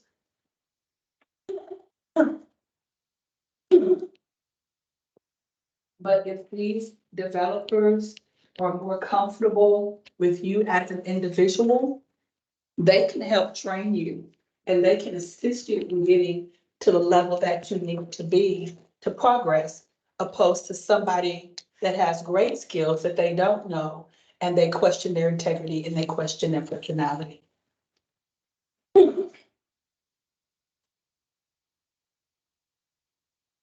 Excuse me, I had to take a sip of water.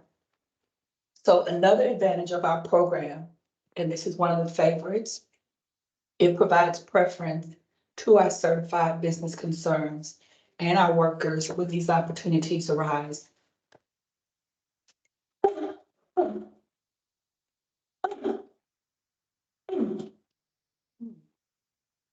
Excuse me. So while I look for a peppermint here, I'm going to keep on talking. So once again, if you go out for a project and you are completely qualified, you have all the capacity that's needed, and you have the skill sets that's needed, and you have the experience that's actually needed for these bid announcements. And we're trying to decide out of you and another individual that is equally qualified as yourself. If you are certified for our Section 3 program, then guess what? You have to be selected for these projects. Okay, by policy, you would have to be selected for the project.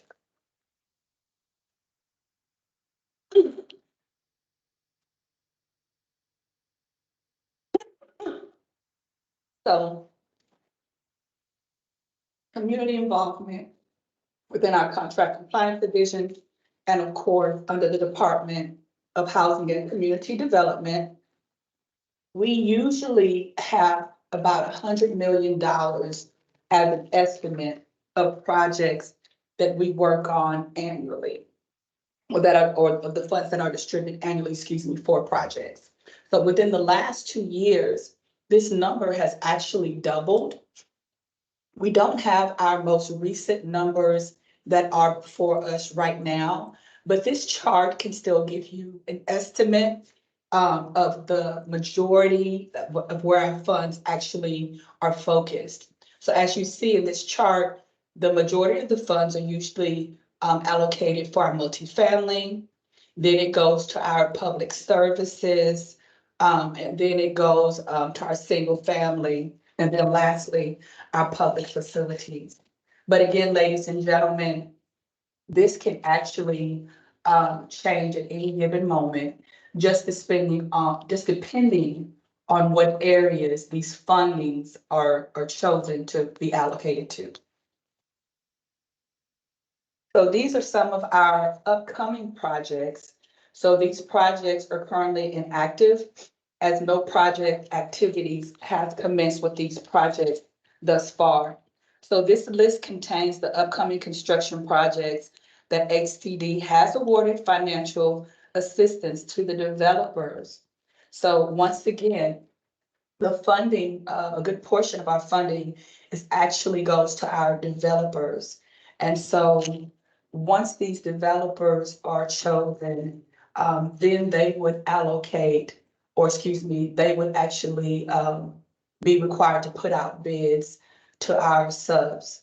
And I'm going to give you a little more information on that. So when these developers are selected through our NOFA process, that's our notice of funding availability. And so these NOFAs will be advertised on our Section 3 website. So when these NOFA process are advertised by HCD, they are especially targeted for our recommended developers. So our recommended developers are the developers that have been vetted and they do have the capacity that's needed to complete the job. Once again, they have the skill sets that are needed and they have that experience. They have the insurance that's needed. They have the necessary bonding that's actually needed.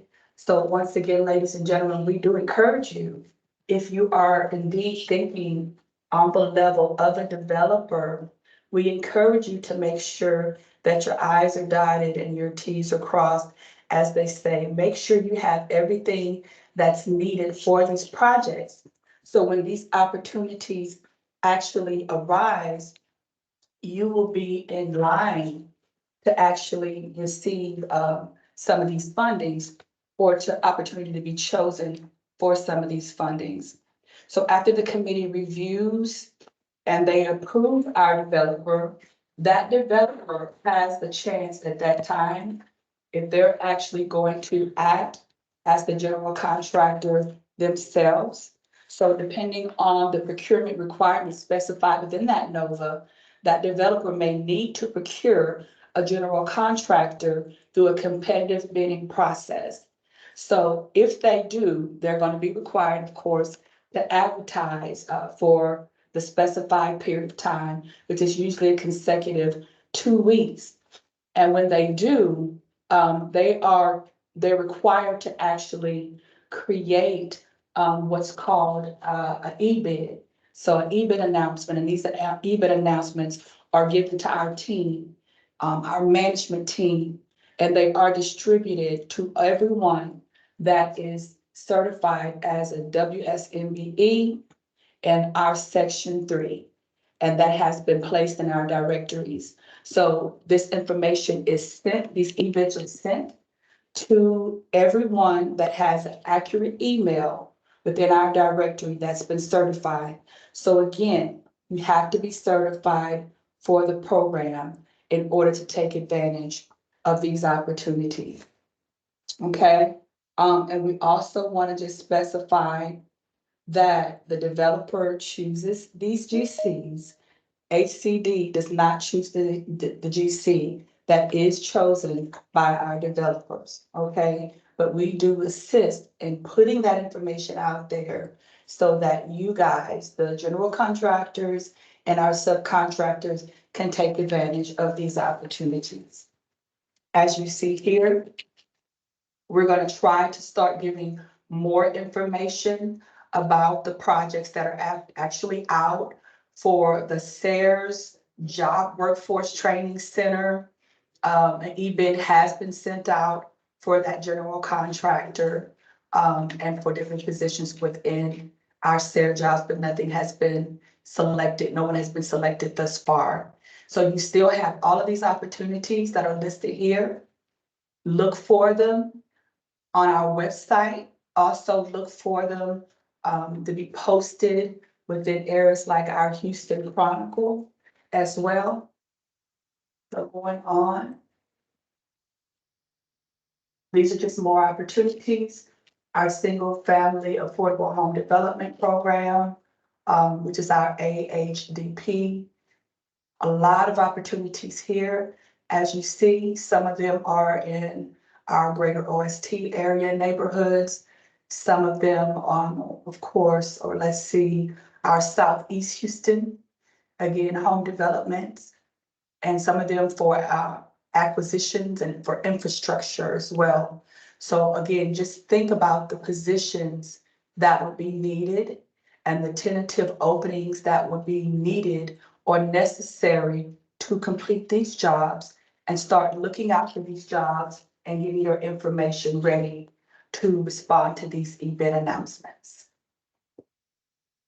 So with each contract that is awarded through our program for these projects, there is a numerical goal requirement if Section 3 is alerted for these projects. So for Section 3 compliance to be activated, the contract has to be at least $100,000 or more for our housing construction rehabilitation for our construction projects. These are our goal requirements. Our contracting goal requirements, as you see, 10% would go to Section 3 business concerns, another 3% for non-construction budget, also directed to Section 3 business concerns. So then the employment goals, we have that 30% for the new employment. So once again, if you're just getting certified and just getting in the program, you are new. So once again, we encourage you guys to get certified. And then of course, it goes on to explain more about the new labor hours and the requirement percentage that are allocated for those. So now that you know a little bit about the program and a little bit about the projects that we actually have to offer within these programs, of course, in these areas that are going to help our underprivileged communities, again, for a great cause. Now we get to tell you how you can actually certify for the program, what would qualify you as a worker or what would qualify you as a Section 3 business. So I'm going to go over a Section 3 worker, because this worker, being qualified as a worker or certified as a worker, actually kind of moves you in to being certified as a business. So for an individual that is interested in being a Section 3 worker, it's for anyone who currently, when hired, fits in the category now or within the last 5 years for one of these categories, not all three, just one. So the first category, a worker whose income fits into the HUD income limits. So they have to be considered low income now or again for that previous calendar year. Or the second category, they have to be employed by a certified business concern, or they have to be a youth participant. So for our Section 3 workers, and again, not going to go into a lot of detail about this, but for our Section 3 workers, there is a special need for our targeted Section 3 workers. And it basically tells you what that is here. Individuals that are on public housing assistance or who actually have received, I'll make you just a second. Public housing assistance who actually lives in Section 8 housing. So what is considered HUD income limits, what is considered low income according to HUD income limits. So as you see on this chart, there is a 30% of the median area income, there's a 50%, and then there is a 80%. So if you just qualify under our 80% of the median area income, and that's to your far right here, this is just considered low income. So if you are a one-person household, so just yourself living in your household, low income would be considered $52,200 a year. So these limits are going to be adjusted. They're adjusted every year. So sometime around June or July, HUD will release a new set of income limits. So household, we want to let you understand also that the definition of household, it considers every person that is currently living within your household. Okay, so if you have an adult child that's maybe 22 and they're working, and you have another child that's maybe 19 and that is also working. So every income, if they're bringing in income, their income has to be included within the household. Portia, do we have a 30-minute or is it 45 for the presentation? 30 minutes, so you have about 5 minutes left. Okay, so we're going to go ahead and we're going to skip through. A lot of this information has been mentioned to you. So a business concern, the qualification, the 3 categories, 51% of the business must be owned and controlled by a low income person. That's where that's relevant. The second category, 75% of the labor hours performed by your company needs to be done by a low income person. That third category, 51% of your business is controlled by a public housing resident. But that's the qualifications to be certified for the program. Again, so to apply, the best way is for us to send you the outreach. You can go on our website to our BG2 now, and you can apply under our housing site and then look under funding for the opportunities. So you would apply here and look for section 3. And then when you get to section 3, go to businesses, and it will take you to a place to also certify. But the easier way is for us to send you the outreach.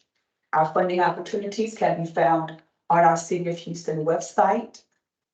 On our City of Houston website, once again, you're going to go down to our funding, and myself or Ms. Karen Franklin will be the representatives that will be able to assist you. If you need more information about certifying on our site, going to our funding area. So I'm going to close it at this time. If there are any questions about certifying for our program, so you can take advantage of any of the opportunities on our website, you're more than welcome to answer at this time. And so once again, we will send you the outreach. The link for the worker and the business certification will be in that outreach, as well as certifying with the registering for the Strategic Purchasing Department. Any business that is interested in working with the city, you have to register with Strategic Purchasing first. Okay, and we're going to leave the door open now for any questions you may have. So Tisha, we do have a couple questions in the chat. One is, how do MWBEs apply for Section 3 certification? I know you gave the information, so if you can kind of just remind them again of how to apply for Section 3. Yes, ma'am. So again, for Section 3, we will send you an outreach. Again, I'm saying this is the best way. If any business wants to work with the city, you have to first register with Strategic Purchasing first. So the outreach that we send will have the link for Strategic Purchasing, and then it will also have the link for our Section 3 business concerns. And that will all be in that one outreach, including worker, if you have any workers that you want to get certified to be qualified under Area 2 for business concern. And then the next question was, you mentioned some networking opportunities. They want to know, where do they find those networking opportunities? Again, once you certify for the program, we can actually send you information for getting on the newsletter for a lot of our partners. If you want to actually just look online for like the Small Business Association, you can look on, that's just an example. You can look on their website and they'll actually tell you how to sign up for the newsletters. But again, an advantage of registering and being a business concern through our program, or even a worker, we can connect you with some of our businesses and some of the newsletters that are sent out and just make you alert to some of the opportunities that are coming up as well. Okay, great. So does anybody have any additional questions for Tisha about Section 3 certification and the opportunities that she shared with the housing department? Going once, going twice. Okay, thank you, Tisha, so much for your presentation and the information you shared. So folks, we went through the city and now we're on to federal government. And so we have our friend here, or my friend, I'm gonna say, I have my friend here, Winston today with SBA. So Winston, I'm gonna go ahead and turn it over to you. Share your screen if you have the screen share, but the floor is yours. I'm gonna say, tell me when you can see it. We can see it. We can All see right. it. Well, good morning, my friend Portia, and good morning to everyone here this morning. Thank you so much for taking time out for this session. As I can tell by the previous presenters, we love what we do. We love sharing information with the small business community. So I'm going to just take a few minutes to go over a few slides. But my role at the SBA, I'm the lead lender relations specialist. So the team that I lead, if you will, we manage relationships with all the lenders in our area, which is comprised of over 140 lending institutions. So that's just the institutions themselves. So if you multiply that times 3 or 4, then that tells you how many lenders, actual lenders, we have servicing this area. So we're going to go ahead and move forward here. So the SBA was established in 1953 to help Americans achieve the dream of small business ownership by starting their businesses, growing their business, expanding, recovering from a disaster like, say, a flood or a hurricane. And that's the only time that actually the SBA will loan money directly to the small business or the individual is during a time of a disaster. We have our disaster loan department, or disaster assistance department, if you will. But then also during times of pandemics like the COVID, we also loan money out directly from that same department, disaster assistance department. But those are the only times that we loan money directly. Otherwise, we guarantee the money, we guarantee the loans, and I'll get into that shortly. So our coverage area, our footprint, we cover the Houston District Office. Our deputy district director is Mark Winchester, acting director currently. And so we cover 32 counties. So as you can see, we go as far north as Houston, kind of like that Lufkin area, if you will, over west to Milam, which is going towards Austin, but not quite that far. Newton, Jasper, that Beaumont, Port Arthur area, and then down to Matagorda Bay or Matagorda area. So those are the areas we cover. Now we have other district offices around the country. They have their counties. So all combined, we cover the entire United States and Puerto Rico. Now, small businesses are defined by either number of employees or revenue. So you'll be surprised if I tell you 99% or 90 to 99% of the businesses in the Houston area are considered small. So I think it's 99% actually are considered small. And I'll tell you why. If you look at this screen here in front of you, manufacturing businesses, transportation, airline, this just a few, employees can be as many as 1,500. Okay, so 1,500 employees, right? And then service industries, revenue, that's just an example, service, TV broadcasting, etc. Revenue can be as high as 47 million. So as you can see, that's why I said there's a large percentage of businesses in our area, in the Houston metropolitan area, that are considered small business. So now the 4 pillars, this is what we lean on, if you will. The 4 C's: counseling, capital, contracting, and crisis. I kind of spoke to crisis, but I'll come back to that later. Counseling. So there are 1,400 partner offices nationwide. that service, provide guidance and assistance to small businesses. You can find local resources partners at that link. I'm going to provide this presentation to my good friend Portia, and then she can certainly share it with you guys, and you'll have all the different links that you need. The partners consist of SCORE. So if you are an aspiring entrepreneur or small business owner looking for mentorship and advice, need a mentor, you can search profiles based on industry. So if your industry is, say, I'll just say daycare, just for example, children's daycare center, you can search for a mentor at SCORE that specializes in that area, or someone that specializes in manufacturing or IT, etc. And their workshops are free. Because again, we provide them with funding. I'm not sure if I mentioned that. We provide these organizations with funding so they can provide their services to you, the small business owners, free of charge. There's the Texas Gulf Coast SBDC, Small Business Development Center, years ago. When I started, I was a banker, commercial lender for 25 years in Houston, here in Houston. So back in the day, it was called the U of H for University of Houston, SBDC. Now it's kind of changed, if you will, to Texas Gulf Coast, and some call it America's SBDC. It's all the same. Free business consulting, low cost training, and then over to my right, we have the WBEA, Women Business Enterprise Alliance, Women Business Center, and then the Greater Houston Women's Chambers of Commerce, WBC, same thing, comprehensive training, counseling. So, but now that one is if you are an aspiring or current woman small business owner. So again, their focus is women-owned businesses now, but they will help male-owned businesses as well, but that's their mission, okay? So again, these are wonderful resource partners. Their level of service is the same. So I get the question sometimes, which one? They're all wonderful. So again, and you can use more than one. You can talk to SCORE, and then you can talk to the SBDC if you choose to. They don't mind. I had that conversation with both of them recently, and I said, hey, they don't mind if you're working with both. So I would just say, if you do that, just let them know, right? Okay.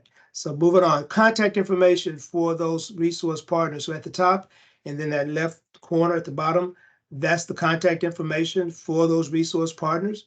And then if you go over a little to the middle bottom, that's the email address, that's the contact website for the Houston district office.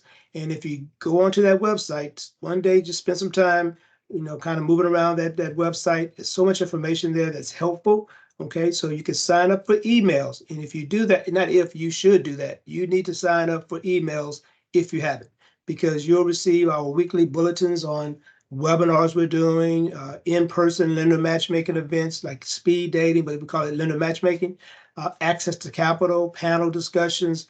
I can go on and on. So again, sign up for those emails, okay? Webinars, spoke to webinars, resource guide. And then last but not least, on the right-hand side, our telephone number, and then the email. So you can email directly to houston@sba.gov, and it's monitored by someone in the office. So we're always reading it. We're always responding to it. And then that number, 773 number, if you call that number, then you can, it kind of prompts you if you're trying to reach someone in my department or in our outreach department or our federal contracting department, then you can certainly call them directly as well. Now, I will say this last thing. You don't want to just show up at Gessner. That's our address. Don't just go there thinking we're there, because we're like always out, or we're working remotely, meaning from our home. So I would just say call first. And then most of the meetings we do, though, are by Teams or Zoom. Just makes a lot of sense. So just thought I'd mention that. And then capital. Now, this is what I specialize in because, as I mentioned, my background is lending. So when it comes to capital, and I said this earlier, I probably should give you a quiz, but that's okay. But as I said earlier, we only loan money during times of a crisis, or if it's a disaster, flood, hurricane, those kind of things, right?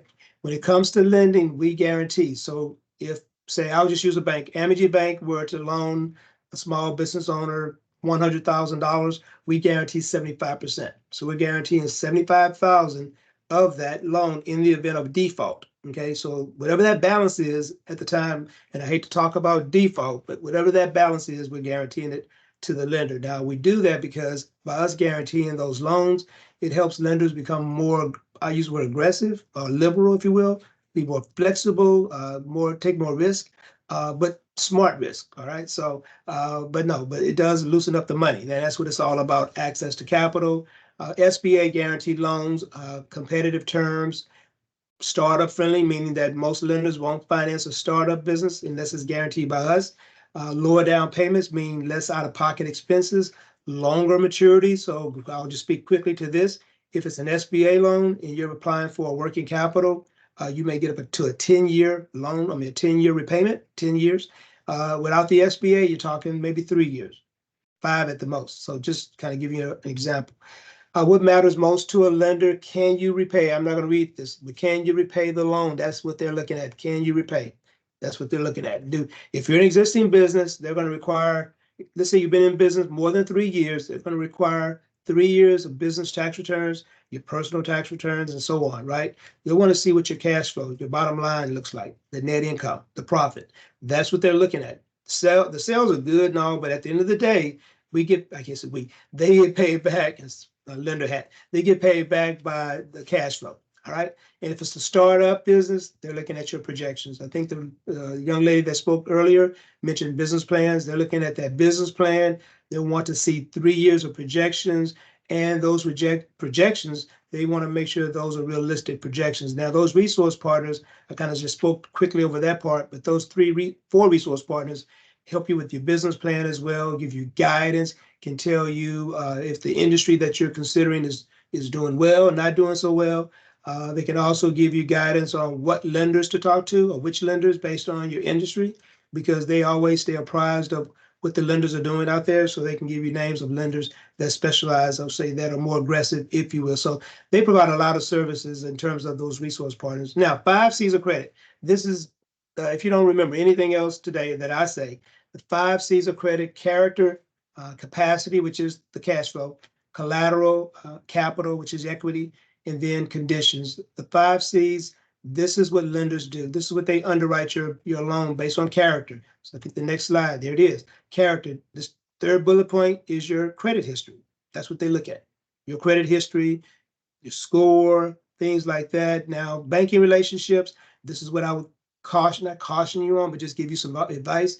If you're banking, let's say with Wells Fargo, you have your deposits there, your checking account, and so forth, and now you're ready to apply for a loan, they're going to look and pull your checking account history, because they want to see, did you manage it okay? Were you overdrawn? NSF, which is non-sufficient funds. They pull those reports, and that makes a difference in their decision. So I would just say, make sure you manage your banking relationship, your checking account, savings, and all that, because they will pull it. They will look at it. I'm not telling you they're going to decline you for that, but it does play a role in the decision, because that's what I did as a former lender. Capacity, that's cash flow. This is the most important of the 5 C's of credit. At the end of the day, you could have an 890, I don't even know what the max is, 850. You can have the highest credit score that's out there these days. But at the end of the day, if you cannot show your ability to repay that loan based on your cash flow, either historical or your projections based on startup, the credit score doesn't mean it. Well, it means something, but at the same time, you still need to show the lender you can pay back the loan, okay? Let's move on. Collateral guarantees. The reason guarantees are stuck in there, even though we're talking 5 C's of credit, you will have to personally guarantee the loan, okay?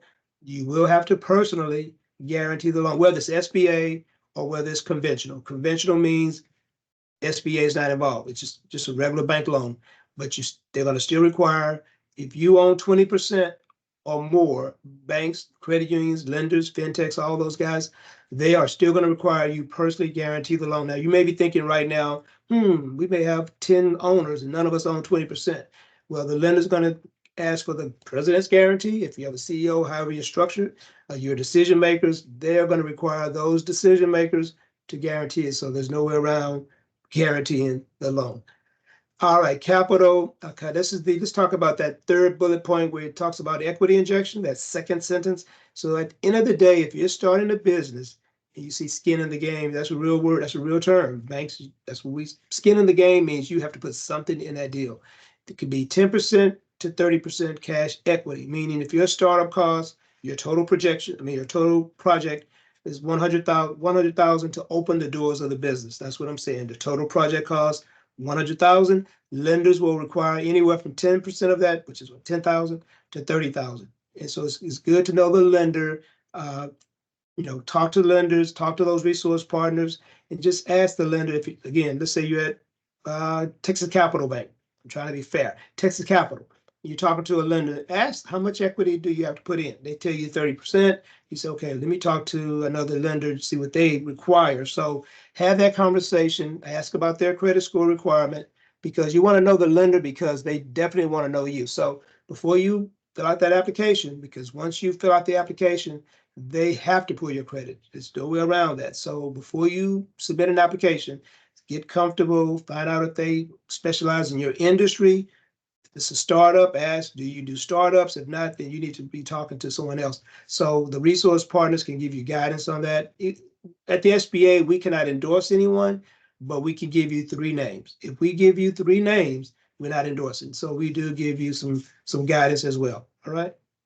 Conditions, basically, we're talking industry. I mean, the other things, condition, loan amount, yeah, that's part of the conditions, interest rate. But the last 2, industry and competition, lenders want to see what kind of competition you have, how you're able to compete with that competition, what makes you special, what makes you different. So that's important. Then the industry, again, at the end of the day, every lender has their sweet spot. Some lenders don't finance, I mean, a restaurant, if you will. It just depends, the industry. So get to know the lender and find out if they finance your industry, but then also those resource partners. If you're starting a business, you should reach out to one of those resource partners that I mentioned earlier, because they can pull up the data for that industry and that if it's successful, if the failure rate is high. So those are things you want to be aware of before you start, if you're starting, or even if you're in business, you still want to know with your industry, and not only your industry, but where's your source of income coming from? So if your source of income, if the majority of your income, let's say it comes from the industry, the energy industry, like Schlumberger, for instance. Well, as you know, when oil prices drop or the barrel prices drop, then those companies, they start not losing, but the profits start declining. They start laying off. So just be mindful of the industry from which you get your income. Talked about the guarantee. The proceeds can be used to start a business, expand, leasehold improvements, mention working capital, inventory. Let's talk about real estate. 2 things. In order to be eligible for SBA financing, it has to be a for-profit, not a nonprofit, a for-profit business. And if you're looking to buy, say, a building, if you will, for your business, it has to be owner occupied by that business, at least 51%. 51% owner occupied by the business, not the individual, the business. If you're buying a building, or if you're buying a house that's in a zone where it's zoned commercial and residential, I think of Third Ward is like that. If you buy a house for your business, if you will, for your business, it has to be occupied by the business. Now, if you're looking to buy, say, a retail center, strip center, and your business is going to occupy at least 51% of the square footage, well, you can lease out the other 49%. So just things I want to share with you about that. Export, if you're exporting, we have a program for that, export working capital. Now on the website, if you go on our website, again, you can access our, let's see, monthly lender activity report right here. You can access the list of lenders. The HAGO means Houston Association of Government SBA Lenders, basically, right? All the lending, updates. This is what I was talking about. If you sign up for email updates, you'll get all our, bulletins on weekly activities, and Portia can tell you we're everywhere, even on Sundays. And so, and then SBA resource partners, the link, well, they have a page on our webpage where you can type in your zip code, and it will give you resource partners in your area. And then lender matchmaking, guys, I tell you, this is a wonderful event right here. Lender matchmaking, we try to do it at least every 6 weeks, maybe every month sometimes, where we invite 20 lenders, we're in a big room. You're assigned to certain lenders based on your profile. It's not just go in and talk. We assign you based on your profile and theirs, and it's like speed dating, speed lending. So wonderful activity, all right? Federal contracting, the world's largest customer. We are the world's largest customer. I mean, buying all kinds of products and services required by law to provide contract opportunities to small businesses, and evaluate your readiness and learn more by visiting sba.gov/contracting. The SBA works with federal agencies to award at least 23% of all prime government contracting dollars each year to small businesses that are certified with the SBA's contracting programs, such as the 8A Business Development Program, used to be 8A certification, historically underutilized business zone, which is hub zone, women-owned small business, WASB, I think they call it WASB, service disabled veteran-owned program, and then learn more certified. .sba.gov. Again, I'll share these slides. We'll share this with Portia, and she'll share it with you guys. Apex Accelerator, if you're looking to expand with government contracting, Apex can help you determine if your business is ready, help you register, and see if you are eligible. So they provide a wonderful services, if you will. So I would certainly encourage you, if you think you're ready for contracting, but you're not sure, need some guidance on that, they can give you some assistance. And again, the contact information is there. Surety bond, SBA surety bond program. SBA's guarantee provides your small business contracting opportunities, construction, service, supply, manufacturing firms. The right surety bond for the project. So we have bid bonds, surety payments, performance, ancillary. So we provide surety bonds for these bidding, payment, performance, and ancillary up to $10 million. And you can find an SBA authorized surety agent. Again, Portia will have the slides, and you can have all those different links you need, type them in, and you can find those surety agents. Okay. I'm almost finished. Crisis, disasters happen. Talked about that earlier. 40% of all businesses that close after a disaster never reopen.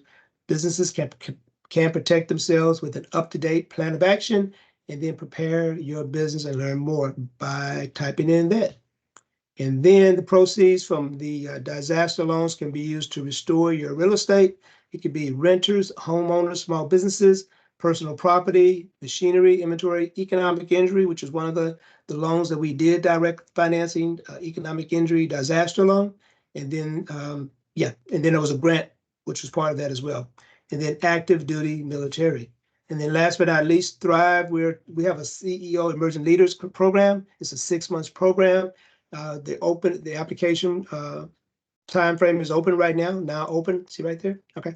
And then your annual revenues, 250,000 at least, been in business at least 3 years, have at least one employee other than yourself in the 6 months, but you have to have the time to spend on it, have to be dedicated, committed, because I'm involved in that program in terms of the classes and so forth. And so you have to be committed to go through it, but it's a wonderful program. So I tell you, everyone that's gone through and graduated, I really enjoyed it, learned a lot, met a lot of new people, kind of best practices. So the application time frame is currently open. And then those are just different. You can click on those or take a picture of those when Portia sends this to you. And that is it. Portia, Q&A. Great, thank you, Winston. So are there any questions for Winston? I didn't see any come through the chat. So I don't see any in the chat. So if you want to unmute yourself and ask the question, so just think about earlier that myself included, the 3 speakers were local government. We didn't talk about state, but then we went to federal government. So now you're seeing the opportunities that you have as a small business, of which he told us 99% of businesses in the Houston area are small businesses. So think about the opportunities that you have locally, but also on the federal level. So what type of questions you might have as to where your place is or where you fit, or when I say place, meaning where you fit in to do business based on your industry and what you provide to the federal government. So that's where you want to think about your questions in that aspect. So does anybody have any questions they want to ask? Go ahead and unmute yourself. Hi, Ms. Portia. I do have a question. In regards to the woman-owned business certification for SBA, I submitted an application probably top of last year, and I got an email saying, they were pausing or something was going on, and they'd let me know when it was back. So I was just wondering, has that changed, or should I go back in and reapply or figure out what happened? That's a good question. You know, when I said that WASB, I said someone's going to ask that question, and I was already thinking ahead of myself. Okay, because I had that come up yesterday. I was at an event, so yeah, there was a pause because of some legality things going on. Because of the legal issues happening, not so much something. Anyway, long story, and so it paused everything, but now it started back up again. So, and if you do me a favor, if you want, I could type in my email into chat, and I can follow up for you. Just send me an email. Let's see. Okay. Yeah, and I can follow up for you because we have a department at the office, which is business opportunity department. And so usually when I have this question, I just ask them, can you give an update or help this wonderful young lady? And then they will let you know what's going on. So I'm just gonna type it in. There's Winston.Labbe, LABBE at SBA.gov. That's my direct email address. So, and anyone else can email me. If you don't have questions now, feel free to certainly email me anytime you want, and I'll definitely respond. Get emails on my not only email me. I look at my emails every day and all day, and so. But yeah, if you could email me on yours, I will certainly ask my colleague kind of what's the update on your certification. Okay, and she'll respond directly to you. Her name is Ida. Okay. IDA, Ida. Perfect. Thank you so much. You're welcome. Any other questions? Feel free. I'll just say, oh, go ahead. I'm sorry. Me or the person? Me? No, you go ahead. Okay. Now I was gonna say, I went through it quickly, but I would just say, it's all about relationships as far as when it comes to capital. And so I know I've mentioned, talk to a lender and understand and get comfortable, but it's really about that. It's about relationships. It's about finding out what the lender, does, what they, what kind of deals they do, and start having a conversation. Even if you don't think you need capital for 3 months or 4 months from now, have that conversation now. Get to know the business. I mean, their organization. If you have a business, take them out to do they like going out looking at businesses. So bring them out, show them around and tell them, what your vision is and so forth. So when you're ready for financing, they know you and they really feel comfortable and they try to help. So I'm talking from experience as a lender, a former lender. So it's really about relation. And I'm not saying if you don't have one, you won't get capital. I'm just saying it's good to have that kind of rapport. I have some small businesses when I was in banking that, still call me today, knowing I'm not in banking, but they'll call me with questions about, well, what should they do and just guidance. And so, it's important to have those relationships. So just wanted to put that out there. And then being transparent. When you do talk to a lender, be open. That's part of the relationship building. Be open about your business. If there's something that, something there that may not be quite up to speed, if you will, just share with that information with the lender as well, because the more you share, the more comfortable they are, and they really do try to help you. So I just wanted transparency and relationships. Those are two things that you want to keep in mind.